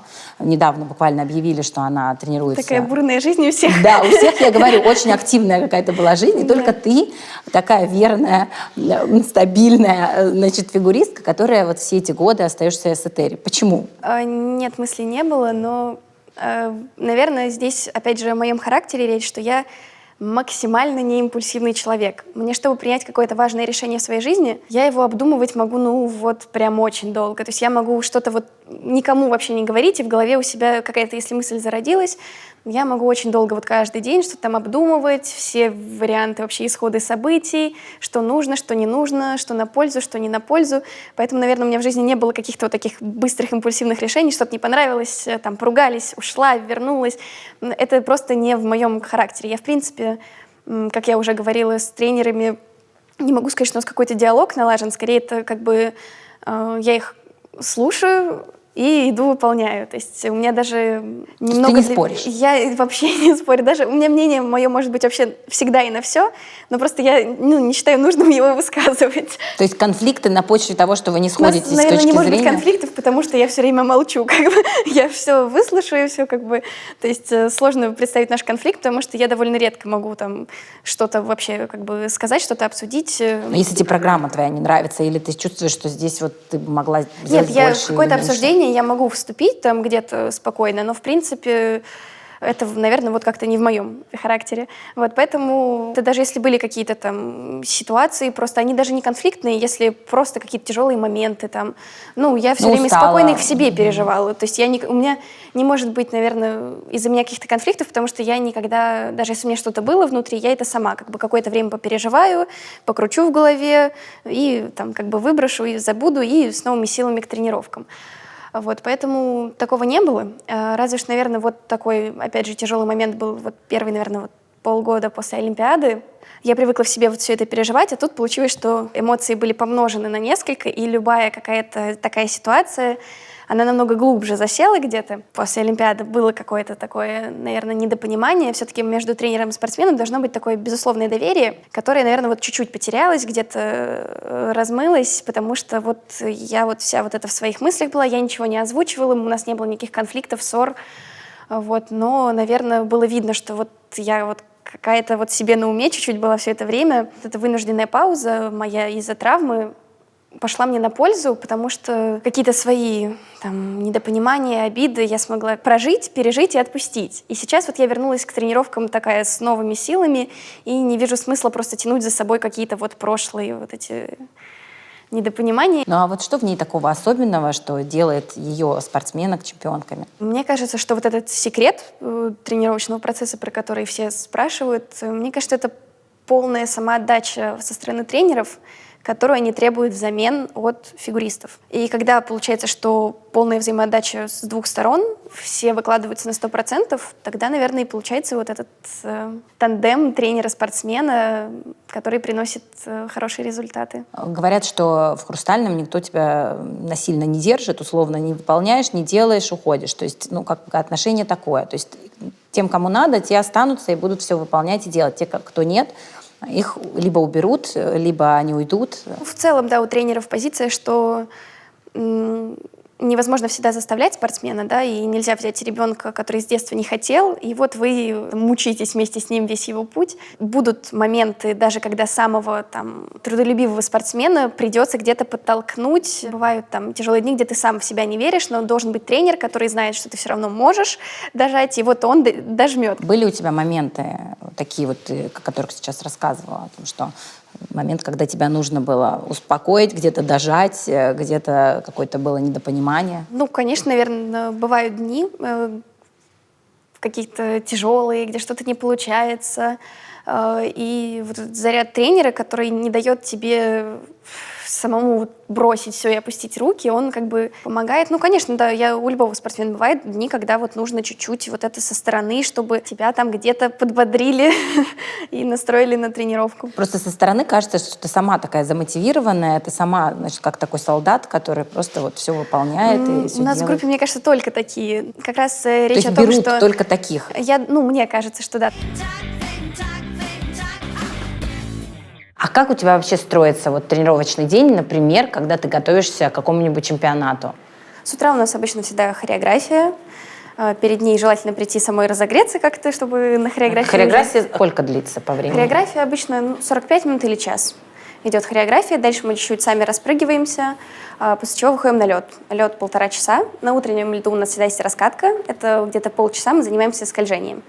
Потом начинаем прыгать, распрыгиваемся, прокатываем обычно короткую программу. У нас есть короткая, произвольная. Над короткой мы обычно работаем утром. Потом у нас после первого льда растяжки есть. Это так уже просто скорее мышцы расслабить после тренировки. Затем перерыв, где мы там... Кто-то домой уходит, кто-то остается на катке, обедаем, отдыхаем. Я обычно спать ложусь, потому что для меня вот дневной сон прям обязательно вообще. Без него А где ты очень спишь? тяжело. Здесь есть где поспать? Иногда домой уезжаю, иногда, да, прям где-нибудь, когда там остаюсь там где-нибудь прям на лавочке, на какой-нибудь на мягкой, там пледиками, все подушки, все есть вообще. Потом начинается, соответственно, вторая половина дня, примерно тот же график, мы приходим в зал, там у нас разминка, ОФП, там тренеры присутствуют, бывает какая-то подкачка, там, в конце мы всегда проверяем туры, это когда ты встал и с места прыгаешь максимальное количество оборотов. И тренеры отмеряют, как стрелка часов, сколько ты прыгнул. Один оборот ровно, допустим, а если один оборот и четверть, то это 1,15, например, как 15 минут.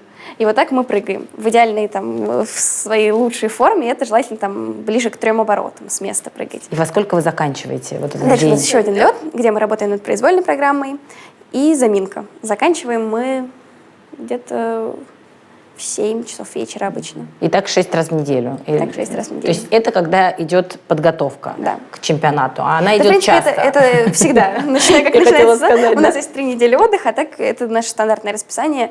Оно обычно не меняется в зависимости от нашей подготовки, просто бывает интенсивность тренировки меняется. Меньше, чем это не бывает, это наше стандартное как бы расписание. Иногда там, если нужно прям усилить подготовку, или если ты что-то не доделал на своем льду, можно еще, наоборот, дополнительно выйти на следующий лед и доделать то, что над чем ты не доработал на своем. И за питанием, собственно, следят За питанием. Ну, у нас как бы след больше не за питанием, а за весом.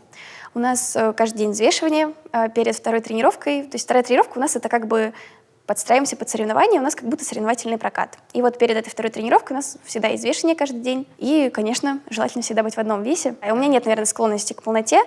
И до какого-то определенного возраста я была самой счастливой в нашей группе. Я, наверное, последняя, кого вообще начали взвешивать. У нас всю группу всегда взвешивали, одну меня какое-то время не взвешивали, потому что, какой смысл ее взвешивать? Вот так было, так говорили. То есть меня начали взвешивать, наверное, в первый взрослый сезон. Обычно у нас прям с детства начинают, там, лет в 10-12 начинают. Меня даже в юниорский сезон еще не взвешивали, как бы считаю, что в этом нет никакой нужды. Ну, ты там весила 8 килограмм? Это, кстати, первый четверной я прыгнула, когда я весила, по-моему, 25-26 килограмм. И я помню, тогда я прочитала какую-то статью, где было написано, что девочки могут прыгать четверные. Тогда мы с Сашей как раз только запрыгали их на тренировках. Девочки могут прыгать четверные только в весе до 25 килограмм. Я это прочитала, и дальше, когда мне было 26, я думаю, что я теперь четверной уже не соберу. Конечно, это как-то... Взвешивать меня начали в первый взрослый сезон, и могу сказать, что тогда меня уже взвешивали, но мне это вообще никак не волновало. Я могла есть вообще все, что хочу, вообще без преувеличений. Мое как бы строение тела, моя, наверное, генетика, плюс ежедневные тренировки с утра до вечера позволяли мне есть сколько угодно в огромных количествах. Ты говорила, до килограмма вы можете потерять. Да, было у меня такое, что за тренировку один лед 800 грамм можно потерять. Но так в среднем, да, наверное, каждая тренировка в зале это грамм 200, на льду 300-400, и таких тренировок в день у нас довольно много. Все как-то сгорает, да, все идет в энергию. И плюс, наверное, возраст был такой. В общем, первый взрослый сезон я могла не париться вообще ни о чем. Я могла лететь на соревнования и в самолете, значит, закупиться кучей какой-нибудь вредной еды могла.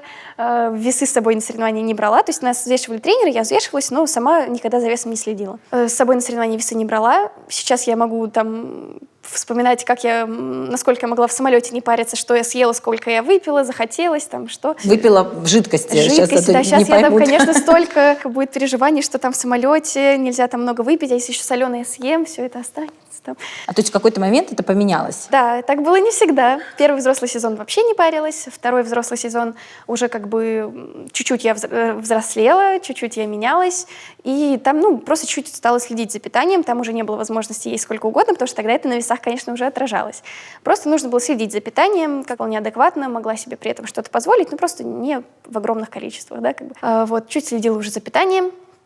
И за весом уже бывало такое, что где-то чуть-чуть набрала после выходного, нужно прийти пораньше, одеться потеплее, где-нибудь на тренажере всхуднуть. И олимпийский сезон, конечно, для меня уже такой был впервые, когда мне пришлось прям сильно следить за весом, потому что, началось, наверное, какое-то взросление просто. Я понимала, что это, не тот год, чтобы экспериментировать, да, возможно, можно было немного поправиться, и я бы все равно собирала свой набор, но вообще не хотелось проверять, смогу ли я справляться со своим набором в увеличенном весе. Потому что, какое-то время надо привыкнуть к весу. Бывает такое, поправился, какое-то время тяжело, потом все, уже нормально. Слушай, я просто на тебя там смотрела, на этом льду, мне казалось, что ты весишь 30 килограмм.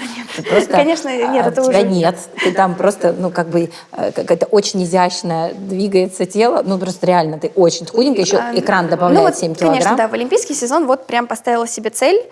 Я прям такая, до Олимпиады, осталось полгода. Потерпи, держи себя в руках. Наверное, максимальное мое заморочки по поводу еды были в олимпийский сезон, когда я взвешивалась по 100 раз на дню, каждый грамм следишь, но ничуть не жалею, если результат был. Я не знаю, был бы он, если бы я так ответственно не относилась к тренировкам, если бы я так не следила за питанием, за такого взрослого, наверное, отношения уже ответственного. Да, такой подход. Подход взрослый, да, ответственный на Олимпиаде, на самой. Тренировки были по полчаса в день. И если бы мы такие были, не знаю, неответственные, не следили за собой, если бы у нас самих не было рвения и желания, то мы могли отдыхать круглыми сутками, лежать на диване, есть сколько угодно в круглосуточной столовой. Поэтому как раз самоконтроль был очень важен. Поэтому, конечно, да, в олимпийский сезон я себя помучила где-то какими-то диетами, ограничениями. В тот период? Только салат или что? Нет, просто очень где-то мало ела, где-то наверное, где-то правильно делала, где-то неправильно делала. Так или иначе... То есть где-то голодала, где-то не голодала? Да, в целом старалась именно, очень много читала книжек по правильному питанию, что нужно есть, чтобы была энергия, это все. Но где-то, конечно, как я думаю, всех, кто впервые начинает, кто никогда в жизни об этом не парился, и тут вдруг начинает. Бывает, что где-то какие-то заскоки, где-то неправильно сделаешь, где-то ошибаешься, но так или иначе, какими-то способами я вес этот держала. И, логично, что после завершения сезона, где я впервые очень строго относилась к еде, то, конечно, без тренировок, без такого огромного... Это же должно быть огромное желание, да? То есть должна быть мотивация, чтобы это все держать такой режим питания, себя, да? Поэтому, конечно, да, как только соревнования сезон закончились, то все это отпустилось, и сейчас как-то постепенно ищу еще свой какой-то комфортный, не знаю, рацион так, чтобы совмещать и питание, и тренировки, и чтобы это меня и не напрягало, и чтобы и в лишнее не уходило. То есть тебе нужно будет сейчас найти какой-то новый вес, в котором ты будешь дальше тренироваться? И вес, и питание просто, да, чтобы избавиться от каких-то лишних загонов, но при этом оставить какой-то правильный подход к питанию. То есть можно сказать, что я еще, как... Ты сказала, что просто после Олимпиады ты так расслабилась, отпустила себя немножко. Это было логично. Невозможно всегда себя держать в такой... Когда у тебя есть такая мотивация, можно. А когда она уходит, то постепенно, конечно, ты хочешь расслабиться, где-то уже не подумать, где ты лишнего чего съел. Поэтому какое-то время ты, конечно, да, себя отпустил, и потом снова, собираешься.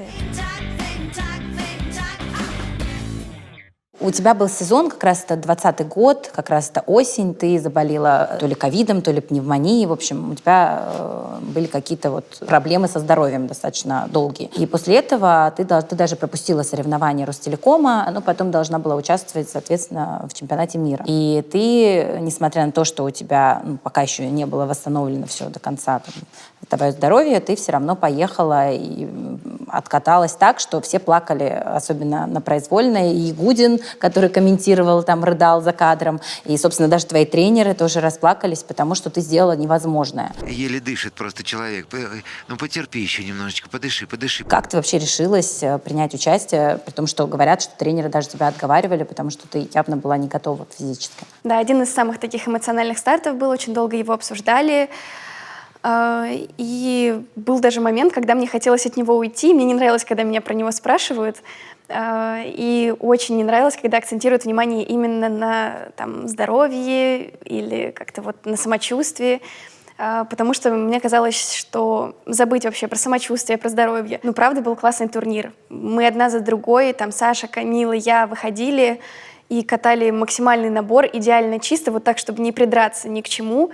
И с таким накалом страстей, и я выхожу последняя, катаю этот набор, это уже круто, это уже классные эмоции, я выиграла, и надо радоваться. И мне не нравилось это постоянное какое-то акцентирование внимания, что плохо себя чувствовала, или это. Но было видно, что ты плохо выглядишь, я думаю, вообще началось. Нет, просто было видно, что еле дышала, да. Что особенно когда короткая была. Да, это было проблема номер один для меня. Но для меня лично, сейчас по истечении времени, осталось только это радостной победы, что да, круто, я сделала невозможное, я победила, и вот определенно этот старт будет, там, не знаю, в топ-3 моих соревнований в жизни, наверное, пока что, да. И это круто, да, вообще независимо от какого-то самочувствия, да, это там сложности, которые там есть у каждого спортсмена. Не, ну как ты решилась вообще? Если, да, об этом говорить, то, ну, передо мной, наверное, не стоял тогда вопрос. Это был тогда отбор на чемпионат мира, а за год до этого у нас отменился наш первый чемпионат мира. Я настолько вот жила этой тогда мечтой. Это вот как раз тоже о том, что я не люблю мечтать на будущее. Вот тогда я не мечтала об Олимпиаде. Тогда я видела реальную цель, но чемпионат мира тогда был реальной целью. Он уже вот был где-то рядом, и упустить его было нельзя, как я понимала тогда. Поэтому как бы...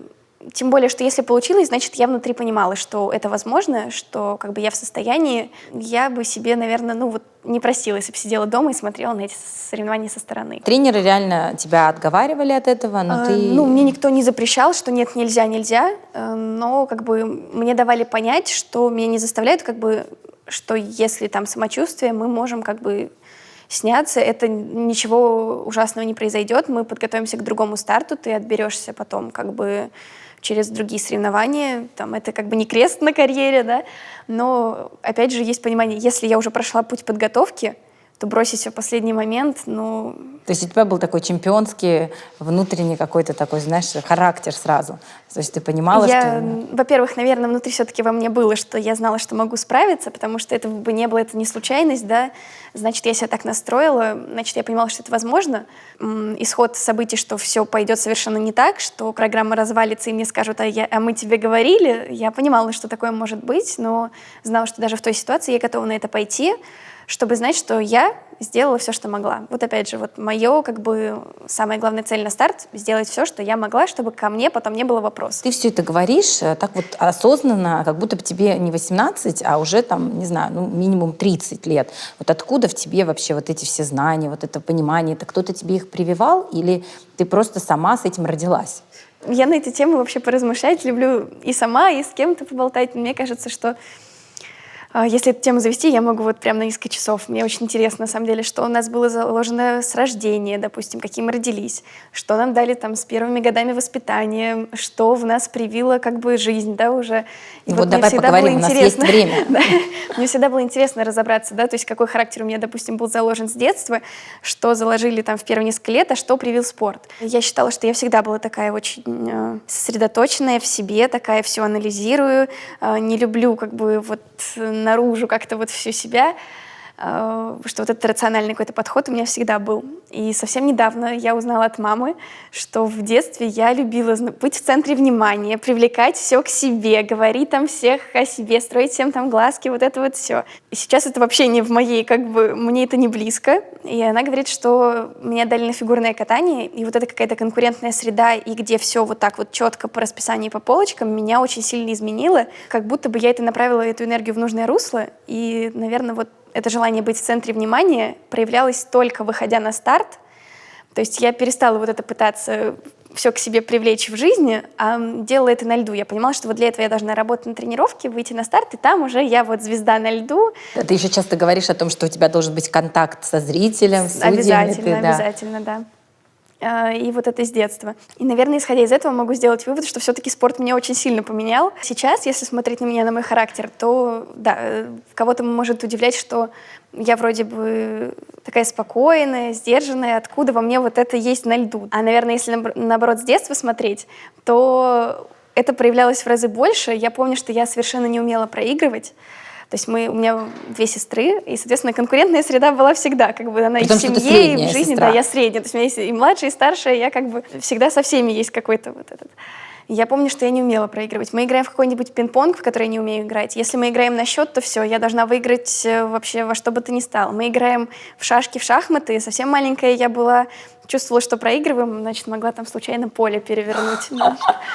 Наверное, если бы не спорт, может быть, я такая и была более какая-то. Эмоциональная, боевая, импульсивная. Но в итоге спорт как-то меня так рационализировал, да, что во мне это осталось, но я это как-то не выпячиваю. Я, опять же, никогда не считала нужным в интервью, например, говорить, что я хочу выиграть. Вот я приехала выиграть, я хочу там стать чемпионкой мира, хочу стать олимпийской чемпионкой. Мне как-то казалось, что это само собой, что все хотят. Да, как бы я выйду на старт, и я буду стараться это сделать. А вот сейчас как ты на проигрыши смотришь? Вот опять же к тому, что спорт приучает, что ты можешь и проигрывать, и выигрывать. Проиграл, сам виноват.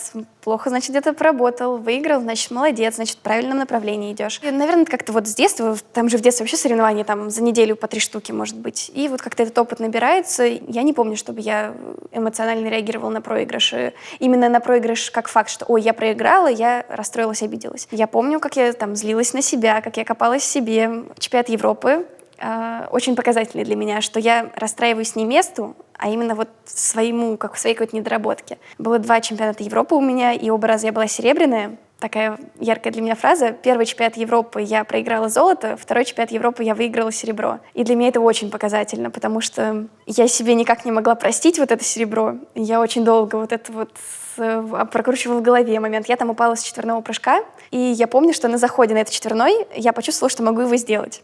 Но дальше там техническая ошибка, недостаток концентрации, я ошиблась, и это мне стоило там золотой медали на тот момент. И вот ту ошибку я в голове прокручивала долго и понимала, что меня злит не серебряная медаль, а то, что вот я могла, но не сделала. Второй чемпионат Европы я стала серебряная, но настолько был важный период для меня. Так я радовалась своей произвольной программе, с которой я справилась, что для меня вот то серебро — это была победа.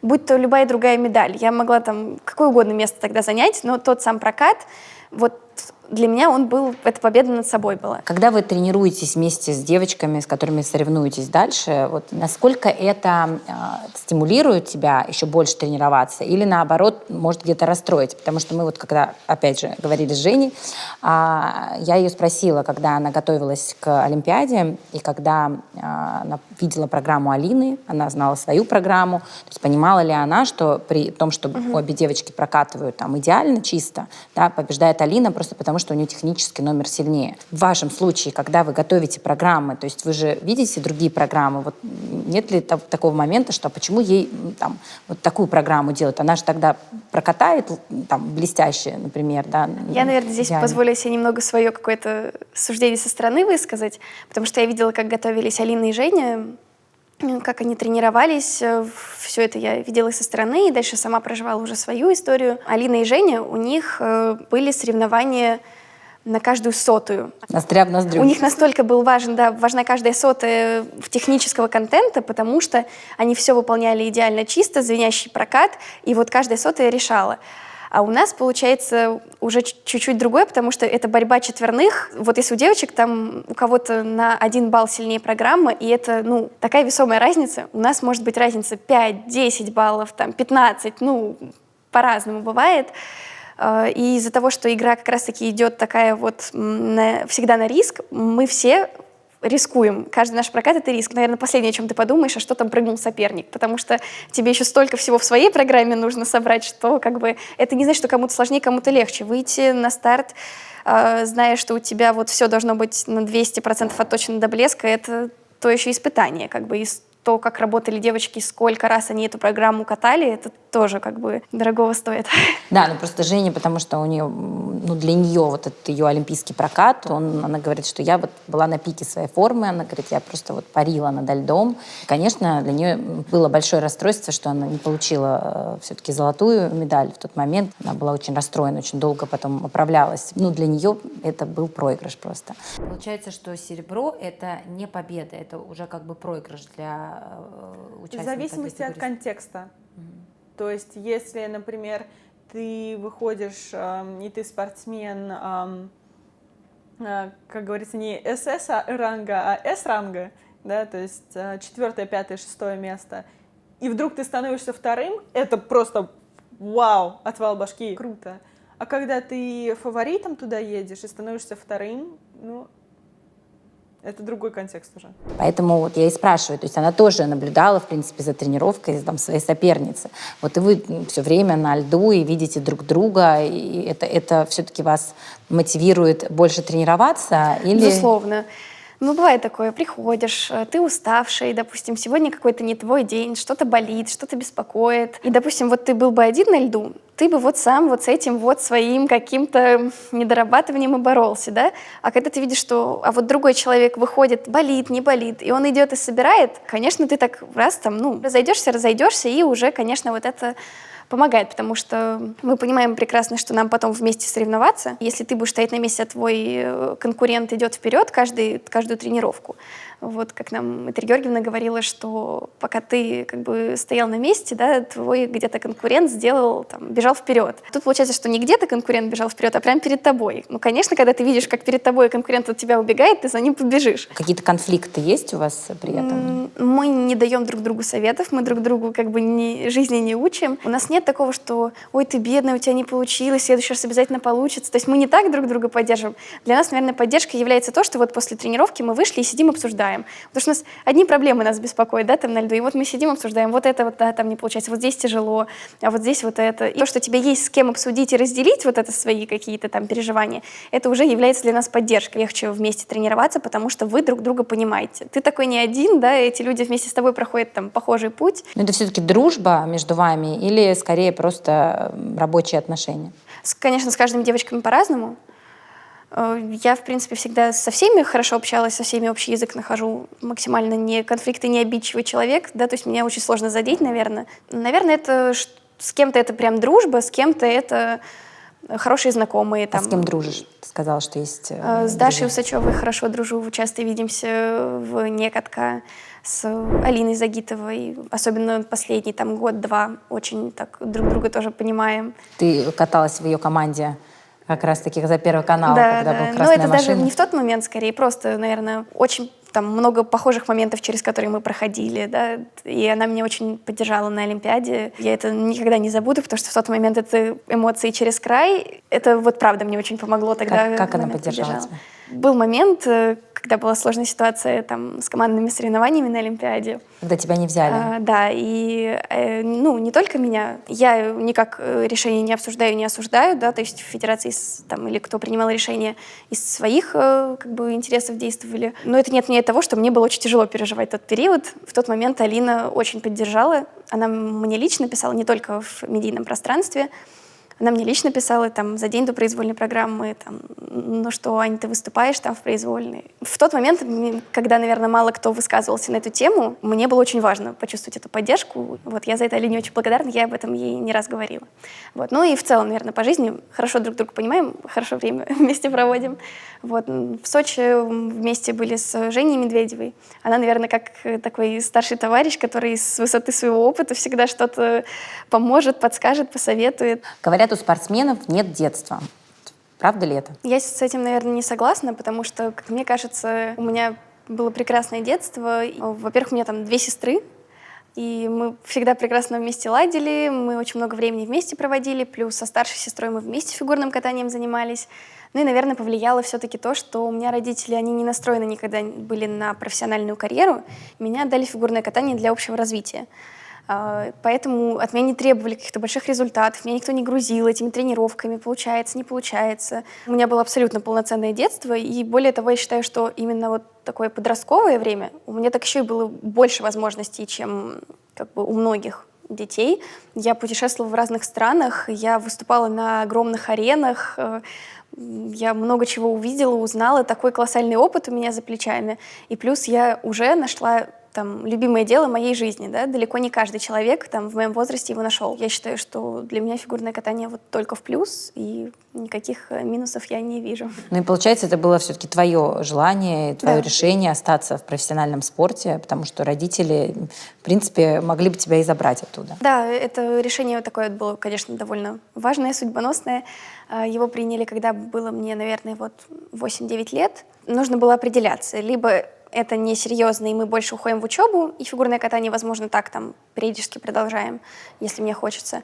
Либо вот прям серьезно заняться фигурным катанием, тогда как бы этот вопрос был мне задан. Я говорила, что фигурное катание вообще бросать не готова, очень люблю, хочу продолжать заниматься, и тогда родители приняли решение попробовать перейти в группу к Этери Георгиевне. А у Этери Георгиевны уже нельзя кататься и думать, размышлять, хочу ли я, буду ли я. Там уже Лепницкая готовится уже, да, к Да, это был как Олимпиаде? раз 2013 год, Юля готовилась к Олимпийским играм, и тогда еще не было вот этого разделения на группы старшие и младшие, поэтому я сразу попала на лед к старшим ребятам. Конечно, первый год был такой, на адаптацию ушел, прогресса особо не было, я такая там где-то в углу на 1/3, чтобы не мешаться, каталась вот так вот целый год, каждый день на 1/3 вот так вот по кругу я каталась и падала с каких-то прыжков, естественно, всем мешалась на льду постоянно, потому что там такие скорости, и я по своему кругу там ездила.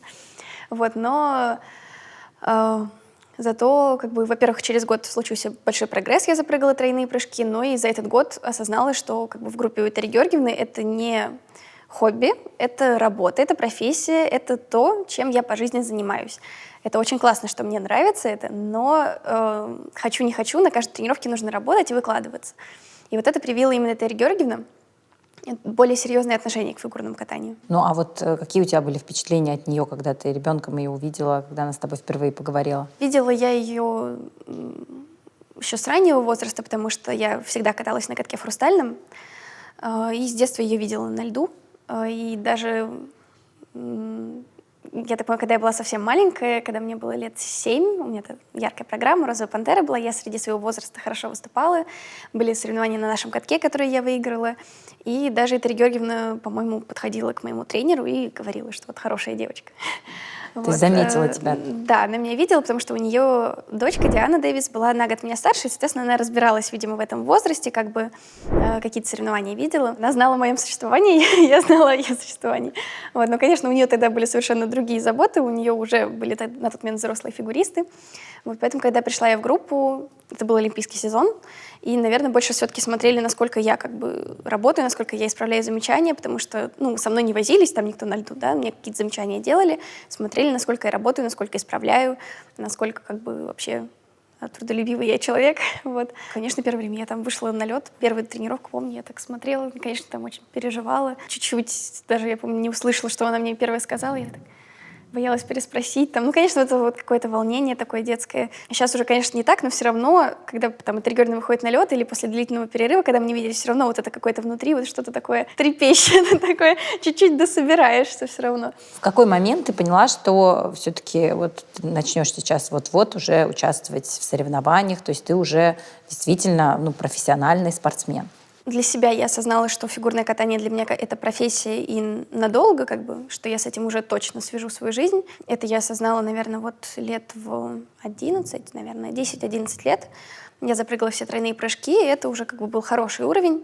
Это был такой важный рубеж, который нужно было тогда перешагнуть. Прям, наверное, такие уже более серьезные соревнования на юниорские, первые международные соревнования, это уже первая там зарплата, это вот лет 13-14. Какой у тебя первый был, так скажем, такой призовой?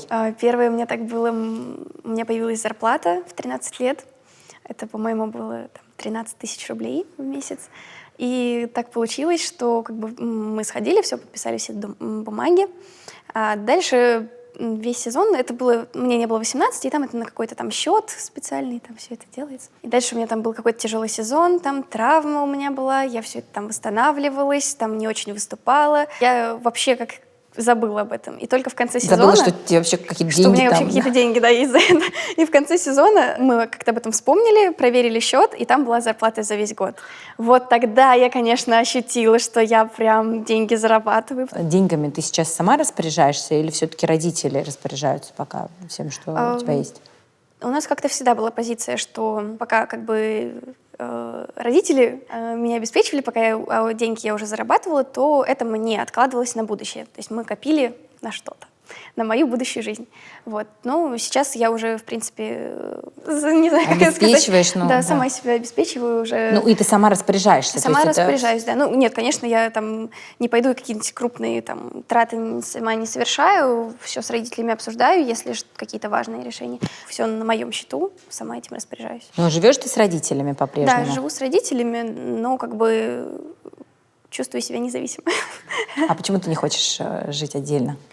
Не то, что не хочу, но, наверное, я об этом думала. Ну, пока мне абсолютно комфортно жить с родителями, жить с сестрой. Ну, наверное, в скором, может быть, там, год-два Посмотрим. Ну, ты потому что уже, в принципе, состоявшаяся взрослая, да, судя по такому большому опыту и соревновательному. Но опять же, я целом. могу быть взрослой самостоятельной на льду, но в обычной жизни я могу быть вообще как раз не знать, что к чему. И, Не приспособлена. Да, то есть то, что я могу сама зарабатывать и сама себя обеспечивать, это не значит, что я при этом все свои дела сама делаю. Там мама по всем вообще мелочам, по всем документам, бумагам, что, где, как сделать.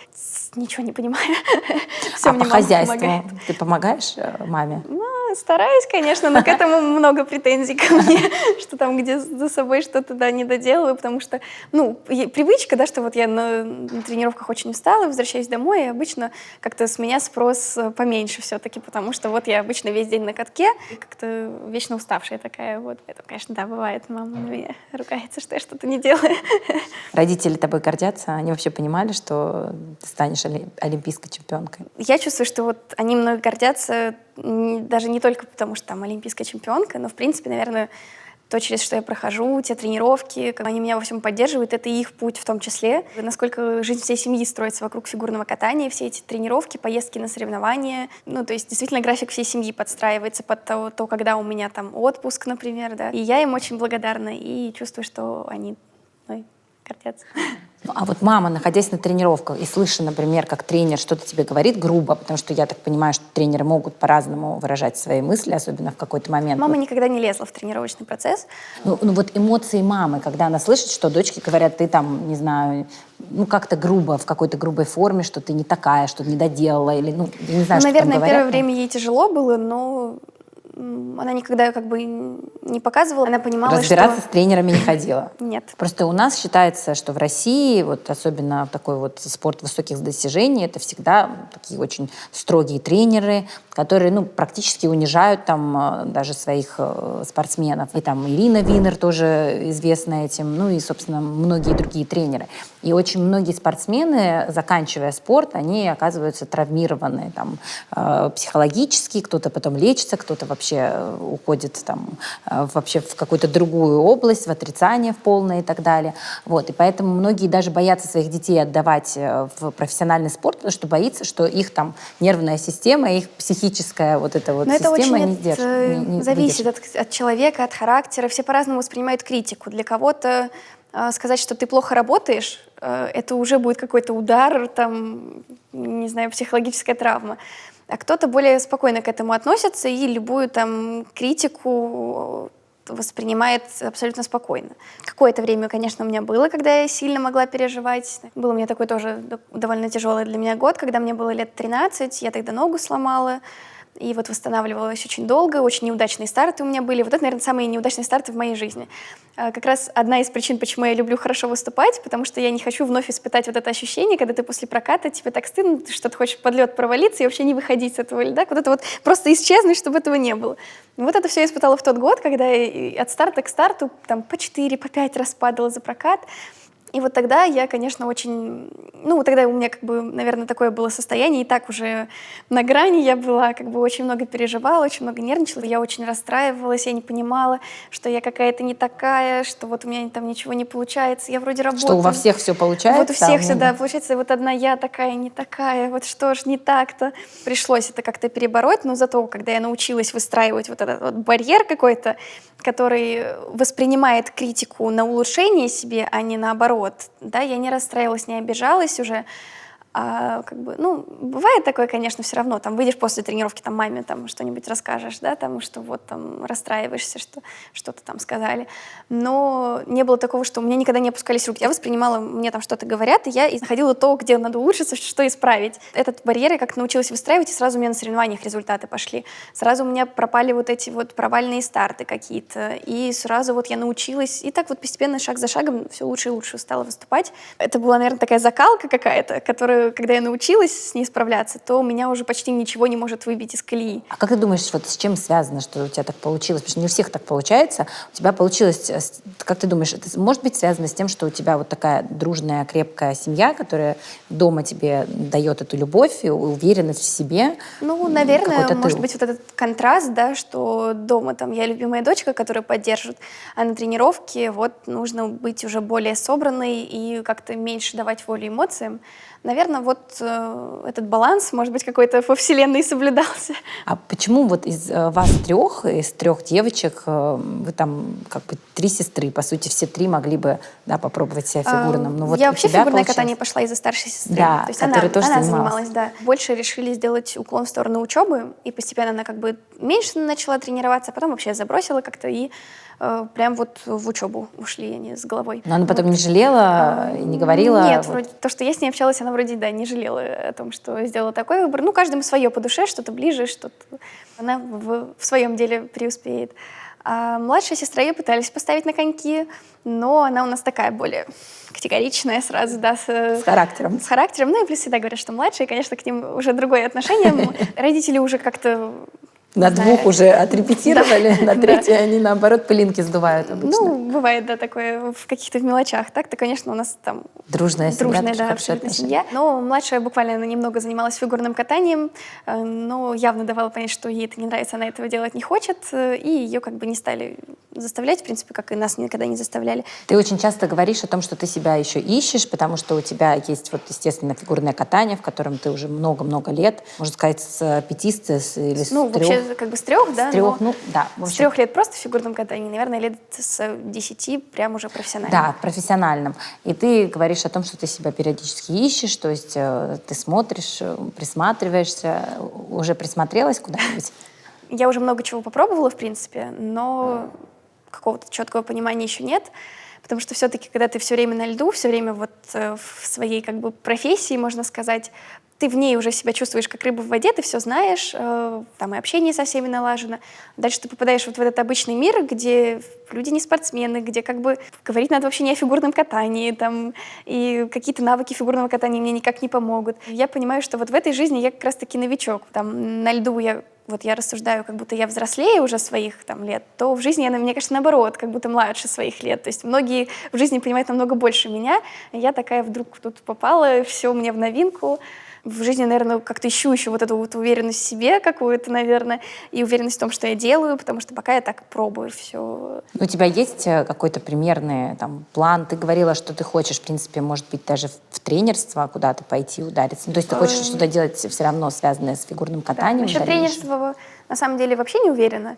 Просто, наверное, чтобы у меня это было, потому что фигурное катание — это то, что у меня не отнять, то, в чем я точно понимаю, то, в чем как бы у меня есть свой опыт. Пусть у меня будет вот эта возможность. Наверное, мне будет интересно поработать с детьми, но я не уверена, что захочу прям вот полноценно быть тренером. Не знаю, но пускай такая возможность будет. Опять же, не знаю, свяжу ли я свою жизнь как-то там с телевидением, да, с этой ролью. Но вот у меня этот опыт есть, и пускай он будет. Пускай я буду знать, как это, что я могу, что не могу, комфортно ли я себя в этом чувствую. Пробую, и четкого понимания, наверное, нет. А личная жизнь, она вообще есть у тебя? Ну, наверное, она и сейчас появляется. Впервые время банально там с подружками куда-то сходить погулять, они просто на тренировке увидятся. Ну, конечно, когда я была вся в спорте, то там вообще ни о чем этом и речи не шло. Ну вот мне Женя просто тоже рассказывала, что вообще какие свидания, какие там вообще мальчики или какие-то... Я об этом вообще не думала никогда. В спорте мне это не волновало ничуть. Так что... То есть вы с девочками мальчиков не обсуждали даже как-то, ну вот мне это нравится. Ну вот вы же все-таки видите фигуристов хотя бы даже, ну, каких-то соревнующихся молодых. Нет, одно дело обсудить. Не, ну, для меня все-таки личное — это всегда личное, да, как бы не хочу это как-то на показ выставлять или что-то обсуждать, но могу честно сказать, что, находясь в спорте, в соревнованиях, у меня вообще, ну, это максимально не до этого было, ну, вот вообще не к месту. Это как бы, особенно я как человек, который вот просто 24 часа в сутки о фигурном катании думал, плюс тренировки, такой график, вообще не до этого. То есть сейчас уже как бы какие-то мысли в этом Сейчас отношении? мне просто... Какие у меня мысли, я рассказывать не буду. Вот, но просто могу сказать, что, в принципе, личная жизнь, даже как какое-то времяпровождение вот с друзьями банально, на это есть какое-то время, вот чаще там собираемся, общаемся. Так, ну ты сейчас свободна или ты в отношениях? Свободно. Свободно. То есть, в принципе, мальчики, короче, Так Неловко на эту тему разговаривать. Ну хорошо, но тебе кто-то пишет, за тобой кто-то ухаживает, но ты вообще чувствуешь, Давайте как бы... следующий вопрос. Не, ну подожди, мне знаешь, что интересно, потому что ты все-таки звезда, да, то есть особенно в своей вот сфере, да, те, кто следят за фигурным катанием, вообще за спортом, они все тебя знают. Но как бы наверняка среди них есть там какие-то, ну кто-то тебе пишет, какие-то ухаживания есть? Ладно. Следующая тема. Ну, потому что Саша вот Трусова даже перешла, мне кажется, в том числе и к другому тренеру, в том числе, мне кажется, потому что там ее возлюбленная тренируется. Ну, хорошо, ладно. Дальше. Чему тебя научил спорт и фигурное катание? Наверное, воплощать свои мечты в жизнь, наверное. Знать, что все зависит от меня, все в моих руках, что все могу. Главное, вот верить в себя и много работать. Терри Георгиевна в одном из интервью сказала, когда ее спрашивали про девочек, про тебя, про Алену и про Сашу, просили охарактеризовать каждую из вас. Когда она характеризовывала тебя, она сказала, что тобой движет любовь к фигурному катанию. Что она имела в виду? Наверное, то, что для меня мотивацией вообще является то, что мне просто может нравиться и сам процесс. То есть что я, может быть, не ради конкретной медали работаю, да, там, что меня никто со стороны не заставляет, что как бы было много каких-то трудностей, которые меня, наверное, не останавливают. Мне все еще хочется тренироваться, кататься, как бы, не знаю, наверное, со стороны все-таки виднее, но за себя могу сказать, что просто у меня ни разу в жизни не было мысли закончить с фигурным катанием. Вот, какие бы там трудности ни были, вот я это дело люблю и очень рада, что я его нашла. Я верю, что у каждого человека есть миссия на Земле, то есть его душа сюда приходит не просто так. Вот в чем твоя? Ну, для меня очевидно, но я думаю, что ты сама лучше сформулируешь. И философские вопросы пошли. Никогда об этом не задумывалась. О чем ты мечтаешь? Наверное, всегда заниматься любимым делом, которое будет приносить мне удовольствие. И чувствовать, что вот я всегда в этом совершенствуюсь и развиваюсь. А если о каком-то, знаешь, душевном таком спокойствии, то, наверное, просто чтобы всегда были рядом родные, близкие, чтобы у всех все было хорошо и чтобы все беды обходили стороной. Есть у тебя нереализованная цель еще в карьере? Я уверена, что у меня еще будет много целей, которые я обязательно реализую, вот, но они появляются постепенно. В данный момент все-таки главную свою я реализовала, и нужно еще отойти от нее. Вот, так что в данный момент так я. Чуть спокойнее сама к себе, чуть менее требовательно, может быть, сама к себе. Впервые какую-то свою даю себе волю такую. После спорта хочется немного, вот, не знаю, как это внутреннее ощущение, там, хулиганить, против сделать. Вот всегда был режим, а я против режима. Вот. Всегда держала себя, а сейчас могу чуть расслабиться. Там. И вот сейчас чуть-чуть это время какого-то такого поиска, где я от себя много не требую, наверное, но все равно то, за что берусь, стараюсь сделать на все 100. Чего ты боишься? Ну, первая мысль была про семью, про родных, что вот их поддержку. Но я поняла, что я даже не боюсь их поддержку потерять. То есть это что-то, что, наоборот, от любых моих боязней мне поможет. То есть я знаю, что вот они всегда рядом. А если такой несерьезный ответ, не философский, то очень боюсь глубины моря. То есть я вообще не могу нырять, вообще никогда. Вот все эти живности, рыбки какие-то. Вообще вот все, что... Причем высоты не боюсь, а вот именно вот глубины морской какой-то очень боюсь. Во что ты веришь? Верю, наверное, в то, что все в наших руках, что как бы не совсем, что если ты чего-то очень хочешь, то оно обязательно исполнится. Но если ты для этого что-то делаешь, и если ты все для этого сделаешь, то все обязательно будет так, как нужно, и все будет хорошо. Что бы ты сказала маленькой Ане? Ты справишься, у тебя все получится.